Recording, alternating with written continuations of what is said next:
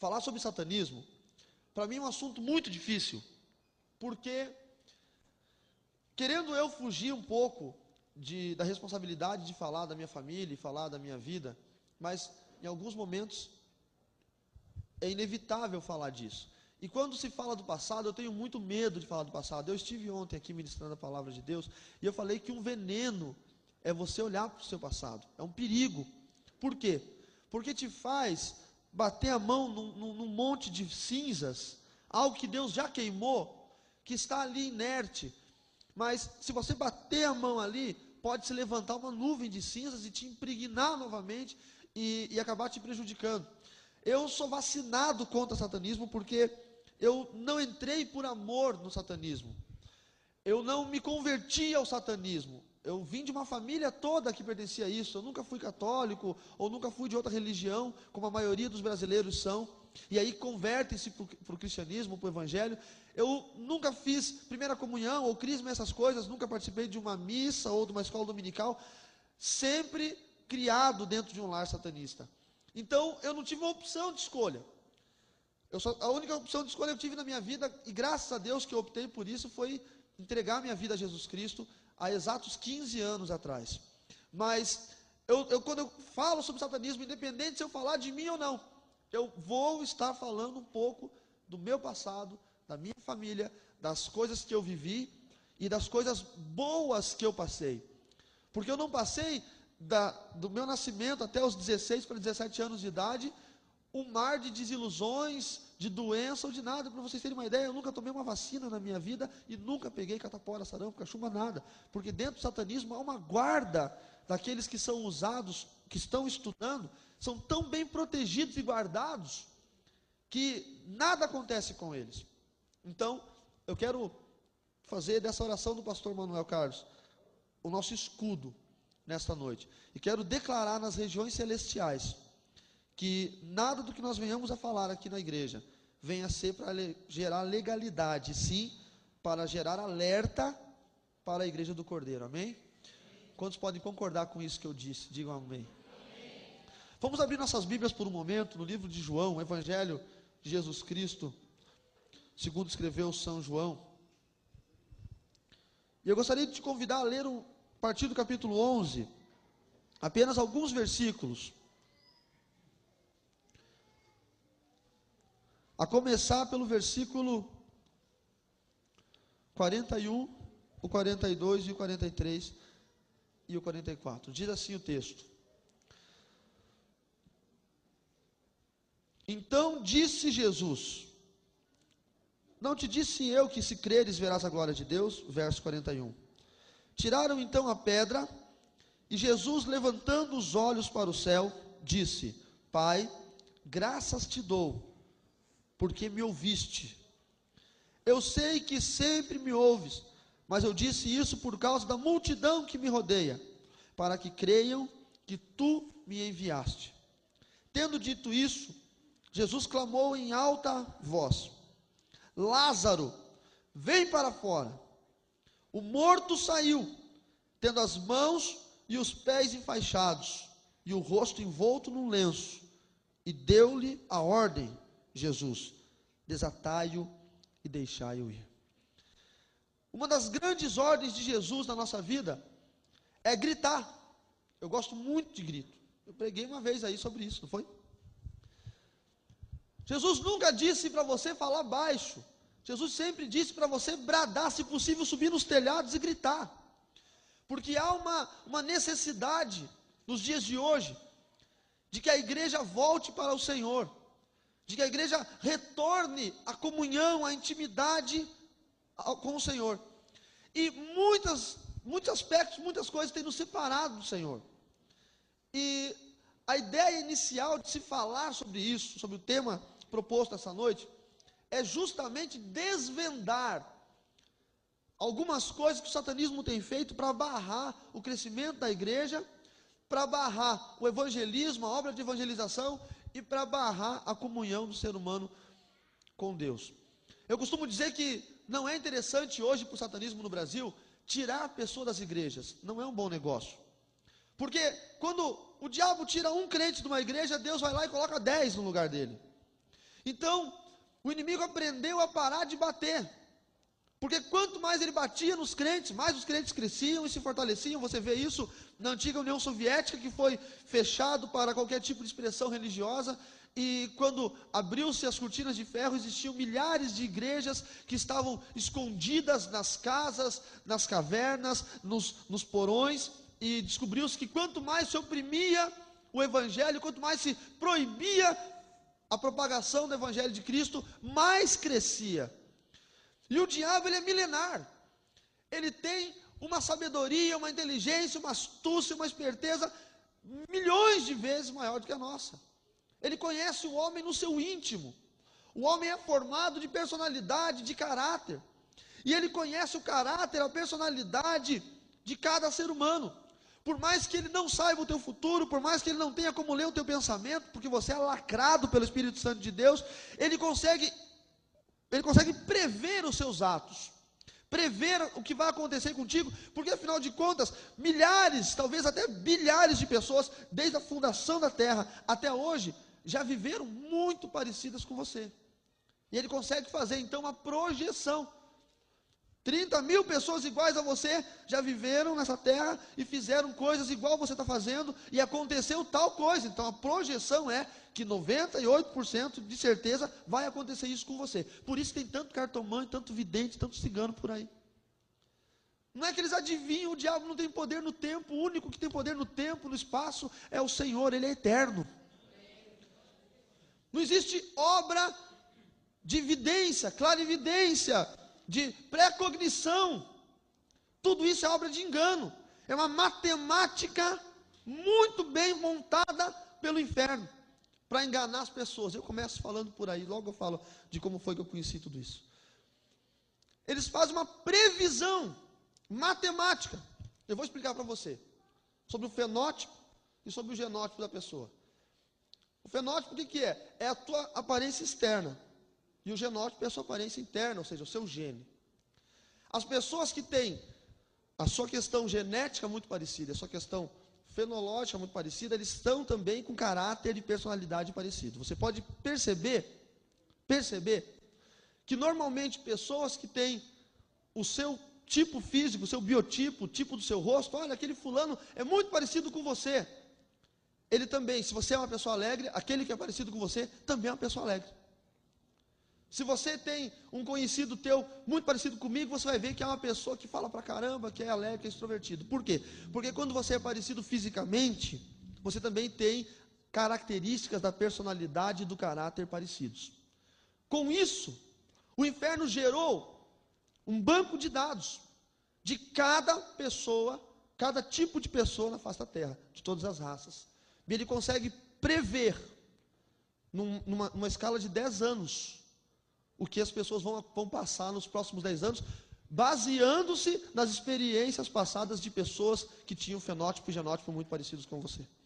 Então, quando um ímpio, o crente não faz isso, mas quando uma pessoa que está longe de Jesus, vai até uma pessoa que lê a mão na arte da quiromancia, e ele dá a mão para a pessoa, e a pessoa diz que lê o futuro através das linhas da mão, na verdade não está lendo o futuro da pessoa, porque é impossível ao diabo saber o que vai acontecer com ele amanhã. Mas ele está sendo guiado por demônios que estão lhe dizendo, essa pessoa, segundo a escala fenótipo e genótipa dela, tem uma previsão de que vai acontecer no ano que vem, nesse ano, na semana que vem, tal coisa, porque as atitudes dela levam a isso. E aí existe um segundo fator, você ouve isso, e essa afirmação fica dentro da sua cabeça, você gera uma resposta neurológica, e aí você fica acreditando. Chega um endemoniado e fala assim, ó, você vai ter nessa semana uma briga muito grande com uma mulher de cabelo escuro. Toda mulher de cabelo escuro que aparecer, você já fica com uma pedra na mão. A cigana me disse que eu vou brigar com uma de cabelo escuro. Quer ver? É essa aí, ó. A hora que a mulher de cabelo escuro, sei lá, está meio de mau humor, fala uma coisa meio grosseira, ó, a cigana acertou. 1-0 para o diabo. Eu estava na Argentina, na cidade é na província de Chaco, agora me esqueci o nome, Presidente Roque Santos Penha. 1.400 quilômetros para dentro da Argentina, perto do Chaco. Chaco, Argentina. E veio, eu estava dentro do carro esperando um amigo meu, um irmão da igreja, e veio uma cigana. Chegou para mim e falou assim, eu posso ler sua sorte? Eu falei, minha filha, minha sorte se chama Jesus Cristo de Nazaré. Você é crente? Graças a Deus. E muito bem crente. Creio em Jesus até debaixo d'água. E ela, mas o seu rosto diz que você está sorrindo, mas o seu coração está triste. Falei, errou, meu coração é alegre. Tenta a segunda agora. Dela, eu vejo que o seu futuro está incerto porque você tem que tomar uma decisão muito grande. Falei, errado, minha decisão certa eu tomei faz 10, 15 anos atrás. Tenta a terceira. Ela olhou para mim assim, tem uma moedinha para dar? Aí eu peguei uma moedinha de 25 centavos de peso, que trocado em real deve dar o quê? 1 centavo de real. Falei, 25 centavos de peso, porque não acertou nenhuma, tu não merece nada, leva. Sabe, tem gente que tem medo disso. O crente vê um cigano, corre de medo.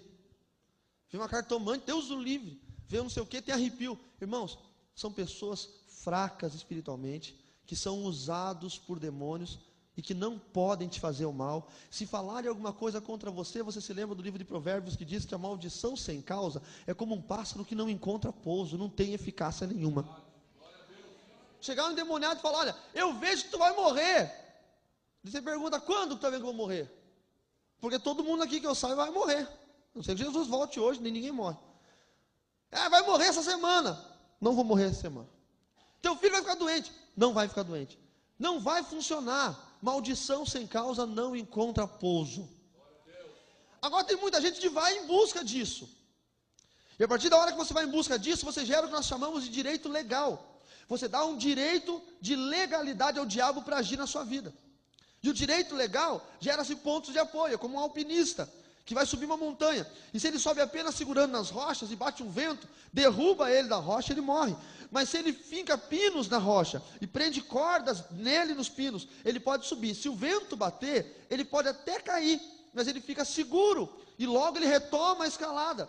Quando nós vamos até uma pessoa que está sendo usada por demônios e vamos em busca de saber coisas que não nos pertence saber, nós damos um direito legal ao diabo. Ou seja, o diabo está lá no inferno falando, eu não te chamei aqui, já que você veio, perante Deus agora, eu posso agir na sua vida. E aí sim, o que ele falar vai acontecer.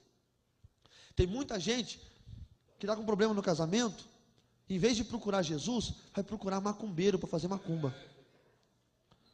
Se você soubesse o tamanho do pepino que é isso, logo eu vou falar sobre isso, você vai ter medo. Próxima vez você vai passar longe disso aí. Sabe, o satanismo, eu tenho que explicar uma coisa antes. Ele não é o que nós conhecemos aqui, talvez, não sei, no estado de São Paulo, a baixa magia. Existe uma divisão no mundo espiritual, alta magia e baixa magia.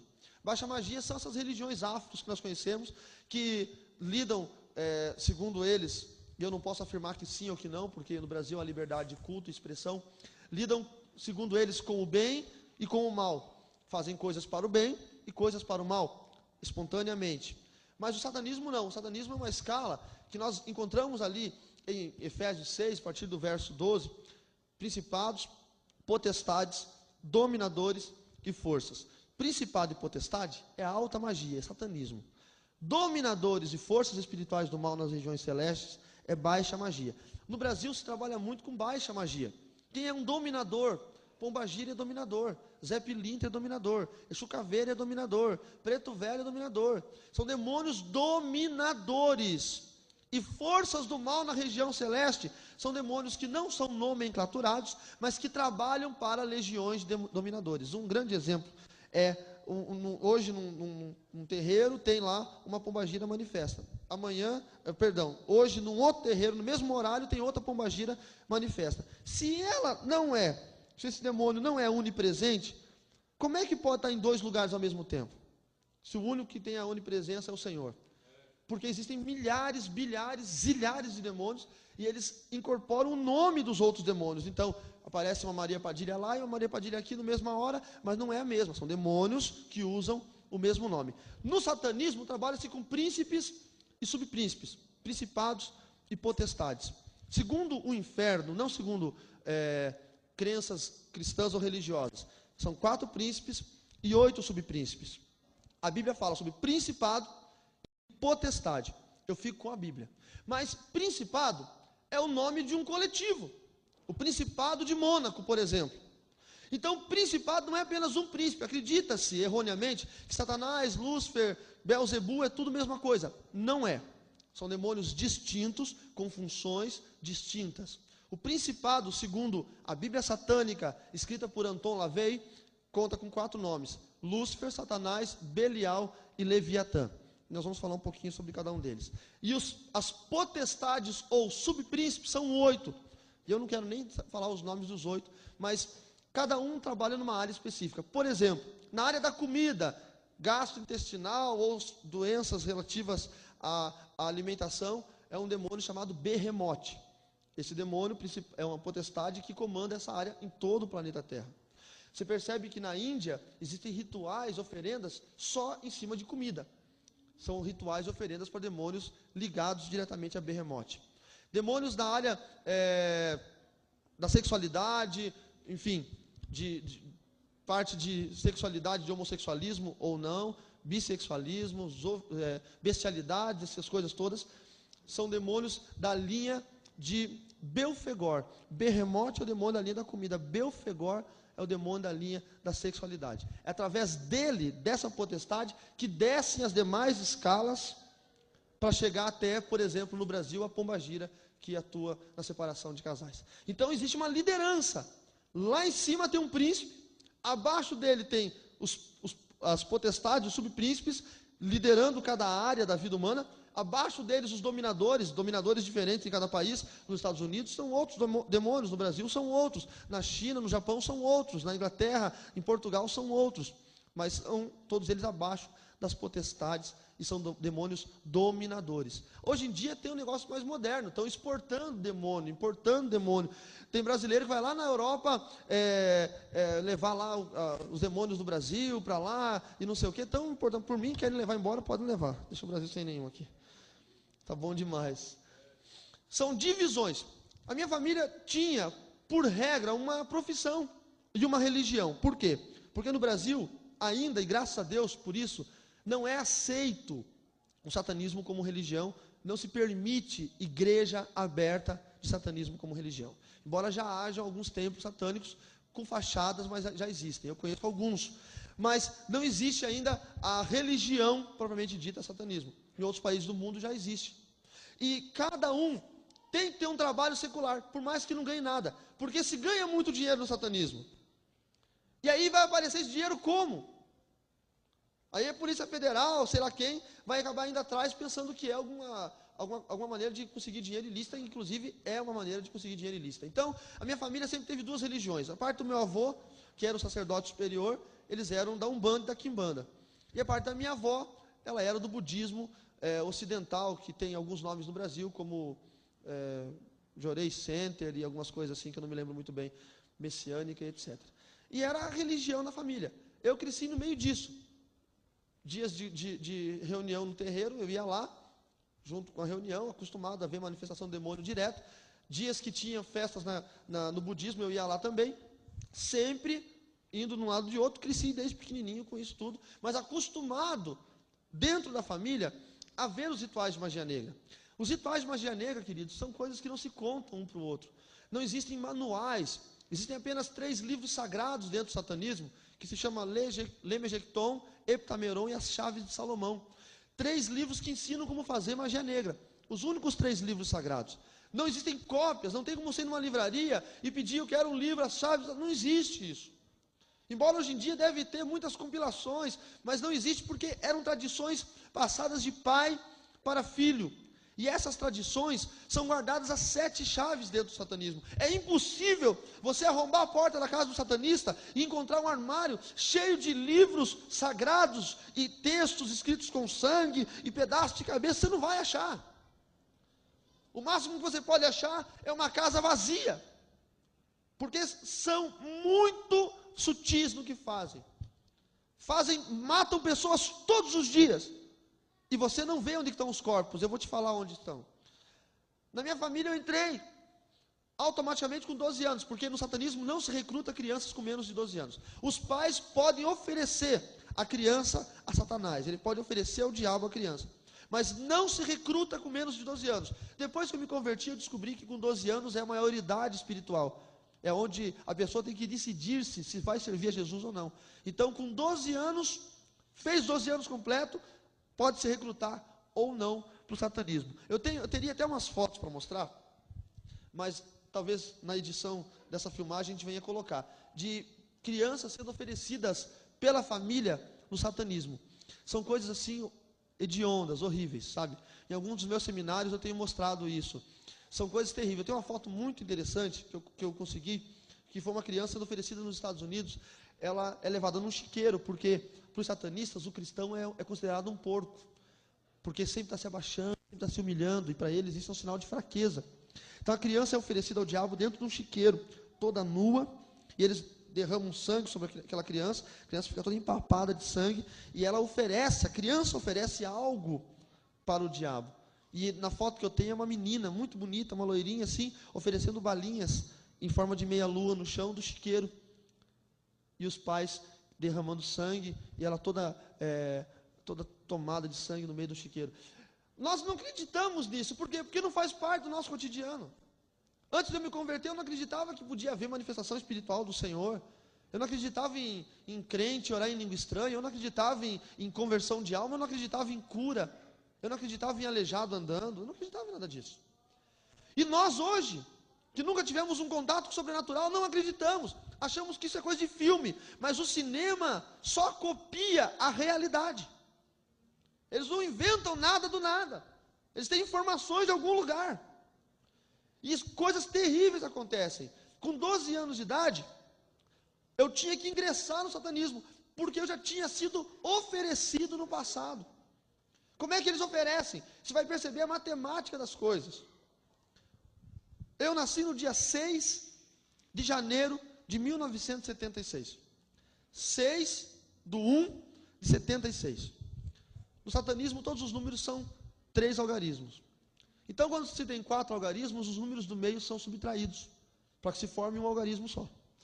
Pega 6, 1 menos 7, 6, e o 6 do 76, 6. A minha data de nascimento dá o número 666.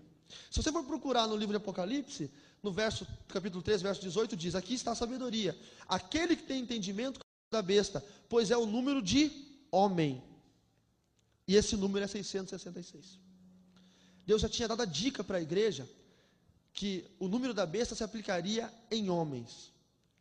A minha data de nascimento, se somar do dia 6 de janeiro, 3 anos bissextos, 666 dias, vai dar exatamente no dia 31 de outubro, faz a matemática depois, que é a noite mais longa do ano no hemisfério norte, conhecido como Halloween, o dia das bruxas. Foi o dia que eu fui apresentado no satanismo. Eles pegam o sangue da placenta ou do cordão umbilical quando a criança nasce, porque, agora se alguém for médico, me corrija se eu estiver errado. Pelo que eu sei, é nesse lugar, no cordão umbilical, que tem a maior informação genética. É no sangue que tem ali. Eles colhem esse sangue, porque a grande maioria de parteiras antigamente, hoje médicos e médicas e pessoas que trabalham com parto, a grande maioria são satanistas. Colhem isso e levam no ritual de magia negra para oferecer aquela criança com o consentimento da família. Meu avô fez isso. E me ofereceu, e eu teria até os 12 anos para ingressar espontaneamente. Só que, por que eles me ofereceram? Se eu era neto do meu avô, tinha que ser o filho mais velho dele. Mas olha como que Deus é. Minha mãe, antes de morrer, eu depois vou contar sobre a morte da minha mãe, ela me contou muita coisa que eu não sabia até então.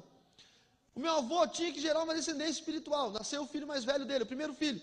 A minha avó tinha uma comadre. E a comadre falou assim: coloca o nome de Ezequiel nele. Colocou o nome de Ezequiel, o diabo não aceitou porque era nome de profeta da Bíblia. Nasceu o segundo filho, minha mãe, era mulher, não aceitou. O terceiro filho nasceu, lá vem a comadre da minha avó de novo. Coloca o nome de Davi nesse aí agora. Colocou o nome de Davi, o diabo não aceitou. Aí então o inimigo falou para o meu avô: o primeiro neto você vai colocar, vai ser meu. Nasceu meu irmão mais velho, o nome do meu pai é Álvaro Vieira Ribas, o nome do meu irmão Álvaro Vieira Ribas Júnior. O diabo não aceitou, porque era o nome do meu pai, tinha que ser descendência do meu avô. Então era para eu nascer, o inimigo falou: tua filha vai engravidar e o filho você vai colocar o meu nome nele. E o nome do meu avô era Carlo Oátio Prieto. Colocou meu nome de Carlo, porque eu tinha que ser descendência direta do meu avô. Foi assim que eu fui entregue ao inimigo. Com 12 anos de idade, eu tinha que aceitar. Eu tinha 1 ano para aceitar entrar no satanismo. E aí que vem o maior problema de tudo, queridos. Preste muita atenção. Ninguém pode chegar para uma pessoa, só tem 2 maneiras de entrar no satanismo. Por hierarquia familiar ou por convite. Por convite, a pessoa não passa do 3º grau, eles matam. Some. Mas por hierarquia familiar, dura até o sacerdócio superior, que é o 9º grau. São 9 graus do satanismo. E eu era uma criança, família pobre, cidade do interior, passando muita prova. E eu conheci um homem que veio a ser o meu mestre, que se chama Luiz. E esse homem começou, nós jogávamos bola, e ele veio nos influenciando, trazendo coisas legais para aquele timinho de bola que nós tínhamos, e me disse, olha, eu trabalho num jornal, eu sou dono de um jornal aqui da cidade, eu gostaria que você trabalhasse comigo lá. E eu, com 12 anos de idade, queria um dinheirinho, fui trabalhar naquele jornal. Eu conto muito bem detalhado isso no meu primeiro livro, que é chamado Bruxaria, o Desvendar de Segredos Ocultos há Milênios, que foi lançado pela editora Naos. No período que eu fui convivendo com o Luiz, ele fazia pequenos prodígios para atrair a minha atenção. Por exemplo, ele falava para mim assim, olha, acende aquela luz ali que já está ficando noite, está escurecendo. Quando eu ia tocar na chave de luz, a chave de luz acendia antes de eu tocar nela. E eu ficava impressionado. Eu olhava para ele, como é que você fez isso? Ele dava risada e dizia, um dia eu vou te contar. Outra vez, fazendo alguma ilustração, ele falava, pega para mim o lápis azul, ou o lápis amarelo, o lápis colorido ali, e eu pegava o azul. Quando eu chegava para ele, ele olhava para mim, tem certeza que é o azul que você pegou? Tem, olha na mão, era o verde. E eu ficava assim, é mágica, é ilusionismo, mas me ensina. Não, um dia eu vou te ensinar como é que é. E aquilo foi trazendo vontade de ter aquilo que ele tinha. Uma das coisas mais impressionantes que ele fazia, dentre tantas, nós sentávamos na varanda do apartamento, onde tinha o jornal, e ele pegava nuvens assim no céu, e ele falava, quer ver aquela nuvem lá? Vou fazer um buraco naquela nuvem. E ele ficava alguns segundos com a mão apontada para a nuvem, e ia abrindo um buraco bem certinho no meio da nuvem, e ficava um furo no meio daquela nuvem. E eu, pequeno, com 12 anos de idade, eu queria ter os superpoderes que o Luiz tinha. Até que um dia implorei. Falei, eu quero ter isso. Ele disse, você pode ter. Você quer ter? Quero. Então você tem que pedir, por favor. Olha a frase. E eu falei, por favor, eu quero ter. Naquele dia eu selei minha vida. Já tinha sido entregue, oferecido, vendido para o diabo, mas eu tinha que pedir para entrar. E ele disse, olha, vai para a tua casa, avisa a tua mãe que você vai passar a noite aqui, pega uma garrafa de café e vem que nós vamos conversar, e vamos conversar muito. E nós passamos a noite toda, a madrugada toda, a manhã toda, a tarde toda do outro dia, conversando, e ele me contou exatamente o que tinha acontecido, como tinha sido entregue, como que as coisas da minha família tinham acontecido. Ele nunca conheceu o meu avô, porque naquela época o meu avô já era morto, mas ele me explicou que os demônios que eram do meu avô tinham sido passados para mim, e era minha obrigação dar continuidade àquilo tudo. Com 12 anos de idade, eu herdei um número tão grande de demônios, irmãos, que começou a me gerar poder de uma maneira que eu nunca imaginei que ia ter. Passei 6 meses, que era o período que eu tinha para fazer a iniciação. E nesses 6 meses aprendi muitas coisas.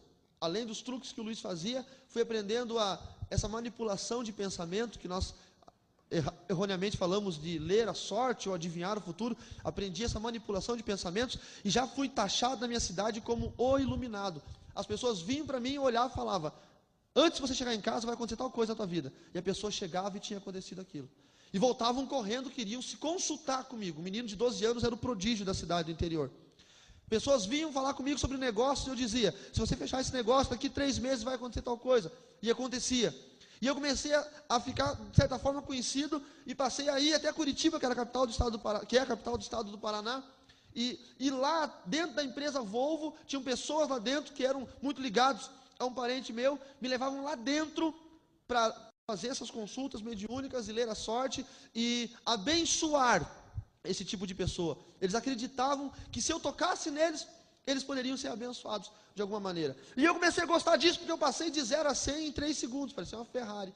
Eu era ontem um menino sem graça, que ninguém gostava, que não estava nem aí para o mundo, e hoje era um menino que era chamado, requisitado, estava ganhando dinheiro, as pessoas queriam falar comigo, não tinha mais tempo para falar com ninguém, lotado o portão da minha casa, então começou a oferta de dinheiro. Olha, se você me atender, eu te dou tanto. E o outro, não, eu te dou mais se tu me atender. E o outro, não, eu te dou o dobro, mas você vai ter que me atender. E isso começa a seduzir o ser humano. Inclusive crente, no meio evangélico. O cantor está com a agenda cheia. Quando eu tenho cachê, é tanto, eu te dou o dobro, você canta no meu evento. Isso seduz a pessoa. E eu comecei a ver que eu tinha que crescer muito rápido, porque era a chance da minha vida de enriquecer. E como o satanismo são 9 graus, eu comecei a galgar logo esses graus. Existiam períodos estabelecidos para você passar por cada um deles. Do primeiro para o segundo, do segundo para o terceiro, do terceiro para o quarto. Mas eu desenvolvia muito rápido. Talvez porque eu tenho uma personalidade muito forte, sou uma pessoa que me esforço bastante em tudo que eu faço. Mas também porque existia a ajuda dos demônios que meu avô tinha deixado sobre a minha vida. Passado esse tempo, eu fui crescendo tão rápido que períodos de 2 anos para as outras pessoas, eu passava em 2 meses. Períodos de 1 ano e meio, no terceiro para o quarto grau, eu passei em meio ano. E isso começou a crescer. O olho e os olhos, os olhares, a atenção dos satanistas do estado do Paraná e na região que nós pertencíamos. Eu conheci alguns deles, que hoje ainda são famosos e estão por aí. Essa semana passada, inclusive, recebi dois colegas da antiga. Hoje um é o Papa do Diabo no Brasil e o outro é um famoso satanista que vai no programa do Ratinho, enfim. Me ligaram, você vai lá em Guarulhos, vai gravar um DVD, tá com coragem, hein? Tá firme, né? Tô firme. Você vai lá para assistir. Seria legal se o Howard viesse aqui, né? Seria muito bom. Sabe? Porque naquela época eu era um menininho, já estava com 13 para 14 anos, que no meio dos grandes, dos idosos, dos velhos, dos caras que tinham 50 anos de satanismo, eu estava fazendo as mesmas coisas que eles, com 2 anos de satanismo. Sabe? Eu me lembro de uma vez que o menino brigou comigo no colégio, e ele estava como uns 3 metros de distância, e eu peguei um ódio tão grande daquele menino, aqueles meninos boçais, que querem ser o melhor que todo mundo, bater em todo mundo. Eu peguei e fiz assim nele, a 3 metros de distância. O menino colou na parede, não conseguiam tirar ele da parede. E isso começava a gerar, sabe? As mães vinham no colégio, queriam fazer abaixo-assinado, porque não queriam que os filhos delas estudassem comigo. Porque era uma situação de risco. Eu era uma criança extremamente boçal, extremamente umbigocentrista. Eu achava que o mundo girava ao redor da minha vida. E agora com poder, e agora com dinheiro, com 16 anos a minha mãe não me aguentou mais. Me mandou embora de casa, com 16 anos. E aí, eu já tinha batido na minha mãe, tinha jogado ela contra a geladeira, ela bateu a cabeça, desmaiou, quase morreu. Sabe, eu dava socos na minha mãe minha mãe faleceu com 40 anos, ela tinha naquela época por aí uns 30 e poucos anos, eu dava socos na minha mãe. Ninguém me aguentava mais, a minha família me odiava. Eu só tinha um amigo, que era um demônio pessoal, porque no satanismo, quando a primeira coisa que o satanista faz é conseguir um demônio pessoal, um guia. E eu tinha um demônio que chamava Stinotes, e esse era o meu único amigo, ele andava 24 horas comigo, eu conversava com ele conversava comigo. Antes de eu virar uma esquina, eu perguntava para ele: Stinotes, corre lá e veja quem está vindo daqui. E ele falava: está vindo um carro branco assim, 2 mulheres, e eu passava. Eu nunca era pego de surpresa. Sempre o Stinotes vinha e me avisava antes. Eu nunca era pego de surpresa. E eu só conversava com ele, dia e noite, falando sozinho para as outras pessoas, porque ninguém enxergava ele. Dia e noite conversando sozinho. Minha mãe estava na porta do meu quarto, ela estava dando gargalhada. O que você está rindo, meu filho? Você tem que ver a piada que o Stinotes me contou agora. E meu filho está retardado, ele está falando sozinho. E não é mais idade dele ter um amiguinho imaginário. O cara tem 15 para 16 anos. E chegou a época que eu tinha que me formar dentro disso tudo. No 7º grau, o satanismo forma o mestre. No 8º grau, forma o sacerdote. No 9º grau, sacerdote superior. E eu, com 16 anos de idade, já tinha passado os 5, 6 graus que tinha a necessidade de passar, e já estava em ponta, a tempo de ser formado mestre. Então, o Luiz me preparou para isso, fez a chamada purificação. São 7 dias que você passa dentro de um lugar todo escuro, fechado, tudo preto. Eles fazem alguns sinais no chão. Nesse meu livro Bruxaria, que está esgotado já faz 4 anos, quer dizer, tem ainda por aí, mas sempre esgota. Eu tenho lá as marcações, eu ensino como é que é, não para fazer. Eu corto todas as palavras do livro, tem os desenhos. E com as velas dos guardiões das torres cardeais, que é o do norte, do sul, do leste, do oeste, tem velas e pratos de oferenda no canto para o guia, que seria o Stinotes, e tem velas para os outros guardiões, e um para cada líder dos principados, e você fica 7 dias ali. Nesses 7 dias é jogado sobre você sangue, só sangue. Você não come nada, você entra em coma. Sangue, sangue, sangue, sangue, sangue, sangue. No primeiro dia você já desmaia, porque manifestam-se tantos demônios em você que você não consegue ficar acordado. Então você não vê o que está acontecendo. Você só vê no 7º dia, quando você volta assim, que você está colado no chão, porque aquele sangue jogado nos 7 dias, ele forma uma casca entre você e o chão. O cheiro pútrido, somando a infestação do ar, das velas, muitas e muitas velas e incensos que tem naquele lugar, somado às moscas que se juntam naquele lugar de forma impressionante, faz com que você fique com um certo retardo. Eu saí dali, eu não conseguia achar a porta. Para eu achar a porta, foi um sacrifício, porque era tudo vedado, escuro, não tinha que ir tateando para achar a porta de saída. E a partir daquela época, você não serve mais ninguém, você já está formado, é você e o diabo, não tem mais ninguém, não tem mais mestre. Então, quando eu saí daquela porta, aquele lugar, tinha uma sacola com roupas limpas, de plástico, sacola de mercado, e um bilhete do Luiz dizendo: agora você é um homem. Só isso. Todos os meus livros, se você pegar o começo do livro, tem uma mensagem para o Luiz. Todos os meus livros, nesse aqui tem uma mensagem para ele. Está escrito assim: Luiz, estou orando pela sua conversão. Todos os meus livros que você pegar, tem uma mensagem para o Luiz. Por quê? Porque eu creio que ele vai um dia ler os meus livros, se já não leu todos eles, se ele existe ainda, se ele está vivo. Eu sonho em ver aquele camarada que foi meu mestre no satanismo convertido. Já sonhei várias vezes que eu fui pregar e ele era o pastor da igreja. Já sonhei várias vezes. Porque que eu tenho conta, eu sou o único que saiu de lá. Vivo. Pastor, mas tem tantos ex-satanistas no Brasil. Eu não conheço nenhum deles. Eu já vi a foto e falei: não, nunca vi ele. Nunca vi esse outro. Não conheço nenhum deles. Que eu tenho conta, eu sou o único que saiu de lá vivo. Nunca precisei de segurança, irmãos. Nunca precisei de cordão de isolamento. Nunca precisei andar com segurança, com colete à prova de bala. Já botaram arma na minha cabeça, nunca deram um tiro. Eu tenho um Deus que me guarda, me protege, um Deus que me livra do mal, um Deus que me deixa invisível. Já fiquei invisível para assaltante. Assaltante veio dar voz de assalto. E eu parei e falei: Deus me guarda. De repente o assaltante ficou me olhando assim, ó. E eu parado com medo. E ele olhou para o outro: cadê aquele cara? E eu na frente dele: cadê o cara? Aí eu fui assim, ó.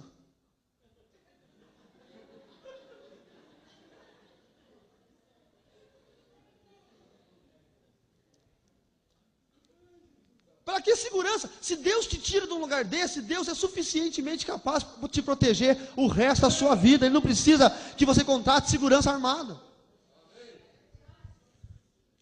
Passado esse tempo da formatura, que eu gostaria de não falar sobre ela, porque são momentos que me trazem muita dor, eu não gosto de falar sobre isso. Tem pessoas que me ligam e falam: pastor, você pode vir dar o testemunho na minha igreja? Eu não dou testemunho, irmãos. Por que eu não dou testemunho em igreja nenhuma? Porque a Bíblia fala que eis que tudo se fez novo, as coisas velhas se passaram, e nós devemos continuar andando, olhando para o alvo, para a soberana vocação de Deus em Cristo Jesus. Tem gente que se converteu há 20 anos e vive dando testemunho em toda igreja que vai e conta: eu tomei sangue, eu não sei o que. Meu irmão, vai se converter, meu irmão.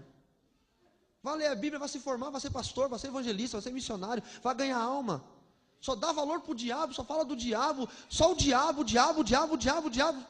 Será que se deixou de ser satanista ainda? Só fala do diabo. Mas o que eu quero falar é que dentro do satanismo existem os covens. E o que é um coven? É um grupo, uma célula. E os covens são formados por 3 pessoas, no mínimo, ou 4, ou 8, ou 11, ou 13. Esses são os números. Não pode passar desses números. Cada número tem um simbolismo, um significado. Não pode ter um coven com 5 pessoas. É 3, 4, 8, 11 ou 13. E quando forma 13 pessoas e vem mais um, se divide. Espera vir mais 2, forma 3, vira um outro coven. Se multiplica. Muito parecido com G12. Não estou falando G12 do diabo. Mas é que as coisas são parecidas. O diabo copia as coisas de Deus. O diabo sempre copiou as coisas de Deus. Se você for ver, todo o tratamento que tem no satanismo é bíblico. Ele copia as coisas de Deus e deturpa de forma que você acabe pensando que aquilo é uma coisa muito boa, mas na verdade não é. E eu comecei a comandar os covens. Então eu tive o primeiro coven. Começou eu e mais 2, eram uns 3. Aí ganhamos mais uns 5 meninos que eram amigos do outro, viramos um coven de 8, já era legal. Aí fizemos um coven de 11, de 13 e multiplicou, virou outro coven. E foi multiplicando isso na cidade de Cascavel, no Paraná. E o primeiro coven que eu tive foi na Avenida Carlos Gomes, bem no início, sai da Avenida Brasil, entra na Carlos Gomes, dentro de um hotel chamado Hotel Flórida. Está lá o hotel até hoje, as pessoas estão lá, eles existem, não são nomes fictícios, são nomes verdadeiros. E comecei a multiplicar tanto, que eu comecei a liderar uma assembleia de covens, que era a união de vários covens que faziam parte de uma cidade. Comecei a crescer. Virei um ganhador de alma. Quando você se forma no satanismo, você ganha um título. O meu título era o Homem da Palavra. Esse era o meu título. Na verdade, acho que foi Deus que deu o título e o diabo quis antecipar. Porque eu nasci para ser o homem da palavra, mas da palavra de Deus, não da palavra do diabo. E nesses covens que nós tínhamos muitas batalhas travadas, porque os bruxos, eles querem um matar o outro, porque se ele destrói, mata fisicamente o outro, os demônios daquele bruxo são obrigados a vir para esse. É tipo aquele desenho do Pokémon. Não deixe seu filho assistir Pokémon. É nitidamente uma batalha espiritual aquele desenho. E tinha na minha região, na minha rua, uma senhora, que ela era uma alta satanista e eu não conhecia. E o Estino todo dia me dizia: olha rapaz, naquela esquina dali tem alguma coisa que eu não estou gostando. Ele não é onisciente, então ele tinha essas... E eu não entendi o que era. E um belo dia essa senhora veio me procurar, pedindo para eu curar o filho dela, que estava com quase 50 anos de idade, era uma senhora idosa, e ele estava pensando que era uma criança de 10 anos de idade. Ele tinha regredido a memória dele, porque um outro satanista tinha feito uma magia contra ele. E eu, por mais que eu era satanista, eu tinha um coração muito bom, sempre tive. Falei, vamos resolver o problema, vamos ver o que é. E aquela mulher era uma satanista que veio para me matar. E naquele dia eu descobri o quanto poder que eu tinha. Quando eu descobri que aquela mulher veio para me matar, eu fiquei com tanto ódio dela, que ela saiu correndo, ela era muito rica, pegou o carro dela e foi-se embora. E o Stino falou, quer que eu faça alguma coisa? Eu vou lá e dou um jeito. E eu falei, vai e faça o que você quiser. Sabe como que se mata no satanismo, irmãos? Não se precisa contratar assaltante, assassino, nem nada. O demônio vai e possui a pessoa, e a pessoa se joga no barranco, pula de um prédio, bate o carro de cara com uma carreta, entendeu? O Stino, pelo que eu acho que ele fez, possuiu um cara que era amante daquela senhora. O cara foi e matou aquela mulher. Depois disso eu aprendi que matar era um bom negócio. Por quê?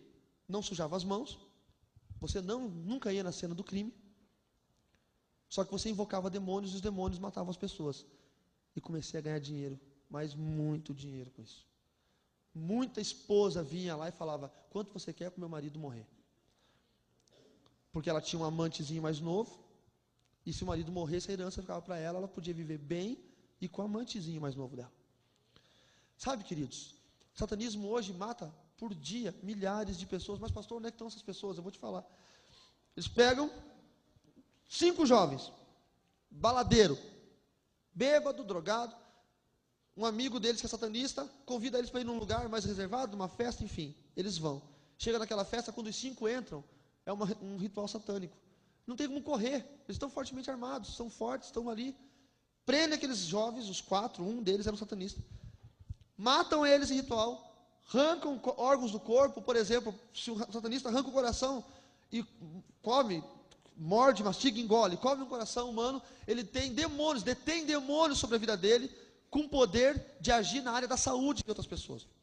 Se come um pedaço do cérebro, ele tem poder, gera demônios sobre a vida dele, é um pagamento para agir na área da intelectualidade, para ele conseguir passar em concursos que ele não consegue, para ele conseguir persuadir pessoas que ele não consegue. As vísceras, se ele come um pedaço de víscera, ele tem poder sobre a área afetiva e emocional. Então eles matam essas pessoas, são cortados a bisturi, corte cirúrgico, corta-se daqui até aqui, daqui até aqui e até o umbigo, essa parte se ergue, se descarna por aqui, essa parte se abre, serra-se o tórax e pega os órgãos. É exatamente assim que eles fazem, corte cirúrgico. Mas pastor, onde é que estão esses corpos? Se essa polícia, pastor, não acha um corpo com corte de bisturi, não vai dizer, foi satanismo? Sim, então eles pegam aquele satanista que trouxe os 4 amigos, que agora estão mortos, colocam eles sentadinhos no carro, mortos, e aquele satanista que trouxe, fica possuído por um demônio, pega o carro, vai em alta velocidade e dá de cara com uma carreta. Aí aparece no jornal amanhã, grave acidente na Dutra, 5 jovens morrem, despedaçado. Ninguém vai achar um pedaço de corpo com corte de bisturi. despedaçado. O carro queima, e assim todos os dias, pessoas que foram sequestradas, ritualizadas, mortas por satanistas, estão aparecendo. Tem pai e mãe velando o filho que morreu de acidente. Talvez ele não tenha morrido de acidente. Talvez ele tenha morrido antes, foi ritualizado e depois foi desovado. O corpo dele foi despedaçado. É muito mais jogo para o satanismo fazer isso do que começar a sumir com o corpo. Começar a aparecer 10 pessoas, desapareceu 10 pessoas, a polícia vai abrir o olho porque tem alguma coisa acontecendo. Desse jeito as pessoas não desaparecem, só que elas aparecem todas elas detonadas, mutiladas. Essa é uma das estratégias do diabo. Outra estratégia que eles usam muito, e atenção quem tem criança pequena, isso eu fiz muitas vezes, ir em colégio de criança, como se fosse buscar um filho, um parente pequeno, e botando a mão nas cabeças das crianças. Olha que bonitinho que você é, olha que bonitinho que você é, amaldiçoando as crianças. Não deixa alguém que você não conhece botar a mão na cabeça do seu filho. Não deixa. Amaldiçoando. Outra coisa que eu já fiz muitas vezes, ir em mercado, amaldiçoar a comida. Mercado, eram missões. No 3º grau tinha missões, então eu ia no mercado. Minha missão era no mercado tal, amaldiçoar. Eu ia prateleira por prateleira, amaldiçoando o alimento. Aí tem muita gente que come sem orar, come comida amaldiçoada, depois tem problema gastrointestinal, tem problema no estômago, tem problema de azia, de úlcera, não sei mais o que, câncer, e não sabe por quê. E aí ora por cura e nunca é curado. Por quê? Porque ele não está doente, ele está amaldiçoado por um demônio. Ele tem que ser liberto. Aí o demônio manifesta, sai, e a pessoa nunca mais tem aquela doença. Por quê? Porque não era uma questão de cura, era uma questão de libertação. Doença é desgaste do organismo, é na área da cura. Libertação é uma opressão ou uma possessão demoníaca na área do espírito, é uma outra área. Então, sabe, existe muito disso. Crianças, e atenção para você, muita atenção agora, muita atenção nisso. Crianças que vão passear com parentes ímpios, ou com vizinho. Mães, em nome de Jesus, as mães. A mãe normalmente é mais propensa em largar o filho com qualquer um. Desculpa falar isso. Por quê? Porque fica o dia inteiro com a criança zucrinando a cabeça. Aí o vizinho fala, olha, nós vamos passear no sítio no final de semana. A tua filhinha é amiga da minha filhinha, não dá para levar a tua filhinha junto? Pode levar a passear. Ai, vamos passar um final de semana sossegado, só eu e você. Nós tivemos um caso de uma menina que tinha seus 7 para 8 anos, amava a igreja, vinha nos cultinhos, na escolinha, chegou um certo momento, não queria mais, do nada. E a menininha, que era uma menininha santa, começou a botar, a mãe dela não comprava mini saia, essas coisas, porque era uma senhora crente, ela pegava a camiseta do irmão, e vestia na cintura e dobrava igual mini saia, e ficava dançando essas danças que nós vemos por aí, sensuais, sendo que essa menina nunca tinha assistido um programa de televisão ou um vídeo que mostrasse aquilo. E a mãe desesperada não sabia o que era. Eu fui pregar numa igreja e ela me chamou e falou, pastor, a situação é essa. E nós fomos orar com a menina manifestou o demônio com 7 anos de idade. Um demônio poderoso, que 4 homens adultos não seguravam uma criança de 7 anos.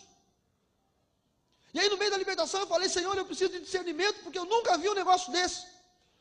E o Senhor me levou, o Senhor me tirou dessa terra, e me levou até um lugar, era à beira de um rio, tinha uma pedra alta, que dava da altura daquela caixa de som preta ali, e o riacho passava bem numa curva assim, e tinham árvores, muitas árvores, e um descampado, e o Senhor me mostrou aquela menina sendo oferecida a Satanás. E eu chamei a mãe e falei, tua filha foi oferecida ao diabo. E ela disse, não pode, nós somos crentes, nunca fizemos isso, ela nasceu na igreja. E a mãe, como é que pode esse negócio? Falei, segura a menina aí, continuei orando. E o Senhor me mostrou ela saindo num carro azul marinho, escuro. Eu falei, eu vejo essa menina com um casal que não são vocês, saindo num carro azul marinho. Era o vizinho. O vizinho era satanista, pegou a menina, levou para uma chácara, ofereceu ela ao diabo, e com demônios hipnotizou a menina, que ela não se recordava do que tinha acontecido. Podia se perguntar para ela, ela não sabia o que tinha acontecido, eles apagaram da mente dela. Na hora que nós oramos, expulsamos o demônio, eu ordenei que a memória daquela menina tivesse voltado. Quando ela foi liberta e voltou, primeira coisa que a mãe perguntou, falou, o que fizeram com você quando foi naquela chácara? E ela falou, mamãe, eles me deitaram numa pedra que tinha no chão. Tiraram a minha roupa e começou a detalhar tudo o que tinham feito com aquela menina. Irmão, são cenas que eu não quero falar para você. Ah, mas é que o meu vizinho é uma bênção. Teu vizinho é crente convertido, tu conhece a vida dele? Não. Então você não sabe se ele é uma bênção. Não solte o teu filho de qualquer jeito. Eu estava no Rio de Janeiro, eu, minha esposa e meu filhinho tinha 1 ano e 1 mês. E nós no shopping, eu sentado no banco, no corredor do shopping, conversando com um pastor amigo meu, minha esposa e a mulher do pastor andando no shopping, vendo vitrine. Mulher é uma benção, chega no shopping e esquece o mundo. E eu de olho no Mateus. E de repente, eu olhei, tinha um camarada parado poucos metros, porque nós estávamos num entroncamento assim, nos corredores, e eu estava longe da Francine e não parecia que ela estava com a gente. E um cara parou assim no corredor e ficou olhando para elas. E eu imaginei que ele estava olhando para minha esposa. Afinal de contas, minha esposa é uma mulher muito bonita, e eu não ligo para isso. Eu pensei, o cara está olhando para minha mulher. Mas ele veio seco, olhando para o meu filho. E ele veio andando, olhando para o meu filho, e chegando próximo, e eu levantei e falei, Fran! E ela olhou. A hora que ela olhou, o cara saiu de perto e saiu correndo. Ele ia sequestrar o meu filho. Sabe, às vezes vai no shopping, fica colada na vitrine, e as crianças soltam. Aquela menina em Portugal, o pai e a mãe foram jantar no restaurante, deixou o filho no hotel. Você acredita nisso? Eu não acredito. Eu não acredito. Entendam uma coisa: se o camarada não está em Cristo, ele é capaz de qualquer atrocidade. A Bíblia fala que nos finais dos tempos, o amor se esfriaria de quase todos. Vocês estão em Guarulhos, vocês sabem o que aconteceu esses dias atrás por aí. O amor se esfriará de quase todos. Em Campo Grande, uma moça da nossa igreja de lá, estava na rua, e ela desceu do carro, e a hora que ela desceu do carro, ela viu uma carteira no chão. E a hora que ela olhou para a carteira assim, veio uma senhora do lado e falou, você achou minha carteira, muito obrigado. Ela não tinha nem falado nada. Obrigado, eu quero te recompensar, eu quero dar uma recompensa por isso. Eu, não precisa, eu nem fiz nada, eu só vi a carteira. Não, eu vou te dar R$50 de recompensa. Tá bom então. Então vem comigo aqui na esquina, porque ali eu vou pegar com o meu chefe ali naquela lojinha da esquina ali, vem comigo. Não, mas a minha filhinha, não, minha amiga cuida da tua filha, vem rapidinho, vem. E ela foi. Quando ela chegou perto da esquina, o Espírito Santo gritou com ela, falou, volta! Quando ela voltou, aquela moça estava na metade da quadra com a filha dela, levando embora. Você sabe quanto custa uma criança no mercado negro hoje? Viva, até 3 anos de idade? $180 mil. É jogo. Dados da ONU, é jogo. O satanista sequestra, usa os órgãos que ele quer, vende o resto, é jogo. Cuide do filho que você tem em casa. Cuide do filho que você tem em casa. Esse livro Revelação fala sobre isso, queridos. Fala sobre sequestro de crianças e vendas com dados reais. Dados reais, valores locais, situações, dados reais. Dentro do satanismo, se adora os 4 príncipes. E nós temos uma revelação de Deus para a igreja, que eu nunca falei em igreja alguma sobre isso. Eu vou falar. Deus me encorajou de falar hoje. Na época em que, eu estou falando dados do satanismo, queridos, isso não está na Bíblia, eu trago de dentro do satanismo, se Deus me permitiu sair para eu contar, eu não quero que você acredite nisso, eu quero que você ouça apenas, acredite na Bíblia, só acredite na Bíblia, isso é um dado histórico que não vai fazer a menor diferença na tua vida. Dentro do satanismo, eles dizem que quando o querubim da guarda ungido traiu a Deus e caiu, esse querubim da guarda ungido não era Lúcifer como nós pensamos, era Satanás, o nome dele era Satanael. E ele caiu do céu até a terra, ao abismo, e foi consumido por um fogo. A Bíblia diz isso no livro de Ezequiel, capítulo 28. E quando ele foi consumido, ele perdeu as suas forças. Pelo fato de perder suas forças, diz o satanismo, pregado pelos grandes mestres contemporâneos, como Aleister Crowley, Anton LaVey, que alguns demônios se levantaram contra Satanael, que passou a se chamar Satanás. E o demônio que se levantou era um demônio chamado Baal-Zebub, ou como nós conhecemos aqui, Beelzebub, o deus das moscas. E dominou o inferno. Mas Satanás estava cansado, quebrado, mutilado, mas ainda tinha o poder da persuasão. Então ele reuniu 3 demônios poderosos e formou o principado. Os 4. Reuniu Leviatã, Belial e Lúcifer. E tomaram de novo o comando, e aí o inferno então se dividiu em principado, 4 príncipes, potestade e 8 príncipes, dominadores e forças. Esses 4 príncipes estabeleceram eras para trabalhar na terra. Nós não temos uma matemática exata de quanto pode durar isso. Mas a era foi a era que Lúcifer comandou. Foi o período do exílio no Egito. E se você der uma olhada em alguns desenhos, talvez vocês seria bem legal, né, se nós mostrássemos na telinha ali. Aquele desenho chamado O Olho de Lúcifer, já viram? É um olhozinho assim, com um negocinho do lado puxadinho. Já viram isso? É um desenho egípcio, que tem todas... eu estive no Museu Britânico em Londres, e lá tem uma área de egiptologia. Então, muitos escritos egípcios contêm aquele desenho do olho de Lúcifer. Por quê? Porque o príncipe que dominava a terra naquela época era Lúcifer. O segundo príncipe que dominou a terra, no período do exílio babilônico, era o príncipe chamado Belial. Você pode perceber que a partir da hora de Eli, Samuel em diante, começa a se entrar o nome Belial na Bíblia. Os filhos de Eli eram filhos de Belial. Os filhos de Samuel eram filhos de Belial. Por quê? Porque a partir daquela hora, começou a entrar o domínio de Belial na terra. No terceiro domínio, entrou Satanás, que já estava reestruturado no período de Jesus Cristo de Nazaré. Por quê? Porque Satanás era um querubim da guarda ungido, estabelecido. Ele estava na 4ª posição no céu. Era muito amigo de Jesus. O livro de Jó fala que quando foi criado o mundo, as 2 estrelas da alva cantavam juntas. E a Bíblia chama Satanás estrela da alva e Jesus estrela da alva. Então eles se conheciam. Era interessante, era um plano muito bem feito, que Satanás viesse na época de Jesus, porque ele teria maior condição de impedir, de desencorajar Jesus de cumprir a missão de ir até a cruz. Passado esse tempo, entraria na terra o 4º príncipe, e é aqui que eu entro. Nós entramos no período do 4º príncipe. Passou o período de Satanás na terra, e nós entramos hoje no período de Leviatã, a besta que emerge das muitas águas. Eu gostaria que você abrisse a sua Bíblia no livro de Jó, no capítulo 41. Eu quero ler um texto para você. Jó 41, livro de Jó, capítulo 41, verso 1 diz assim: poderás pescar com o anzol o Leviatã, ou ligarás a sua língua com a corda?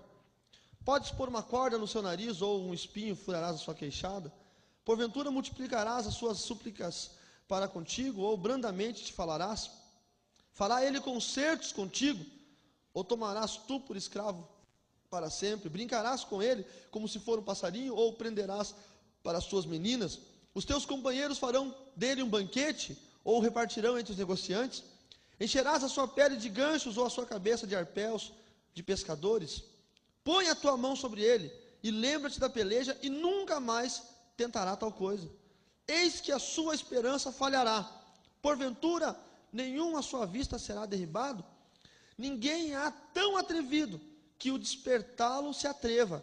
Quem, pois, é aquele que ousa erguer-se diante de mim? Quem primeiro me deu, para que eu haja de retribuir-lhe? Pois o que está debaixo de todos os céus é meu. Não me calarei a respeito dos seus membros, nem da relação das suas forças, nem da graça da sua compostura. Olha que interessante Deus revelando para Jó.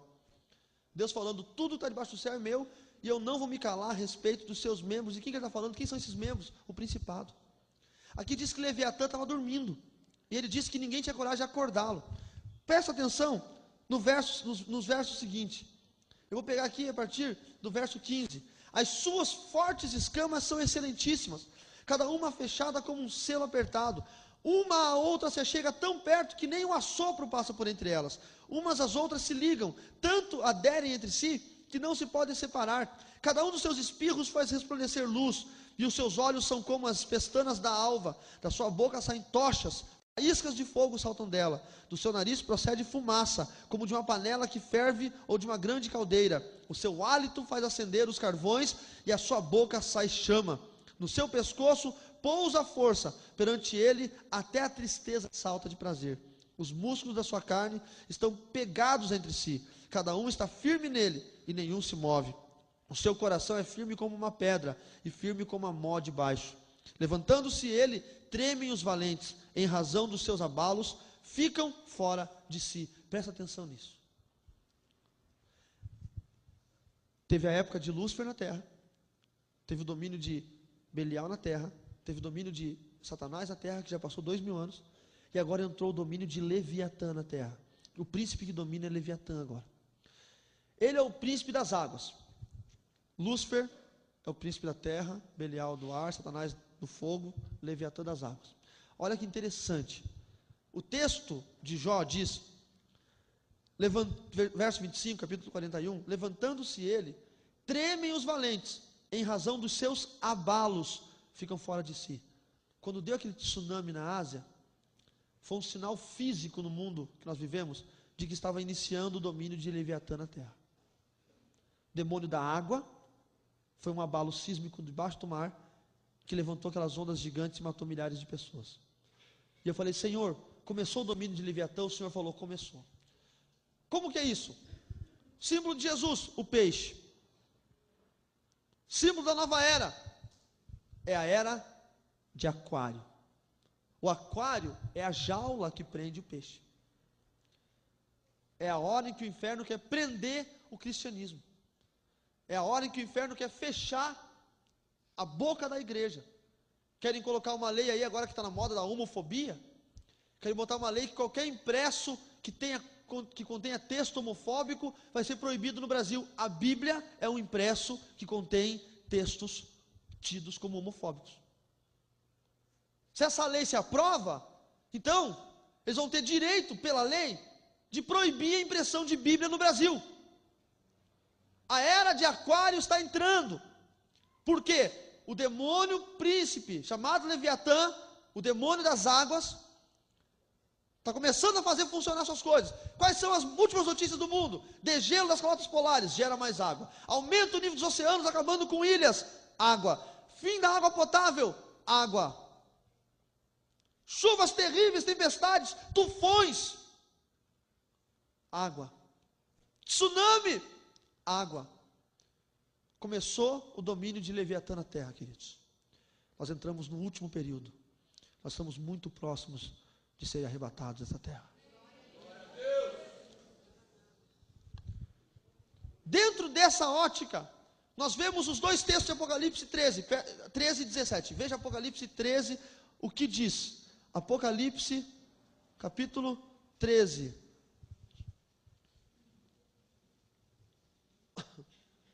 Verso 1: Vi emergir do mar uma besta que tinha 10 chifres e 7 cabeças, e sobre os chifres as 10 diademas, e sobre as cabeças nome de blasfêmia.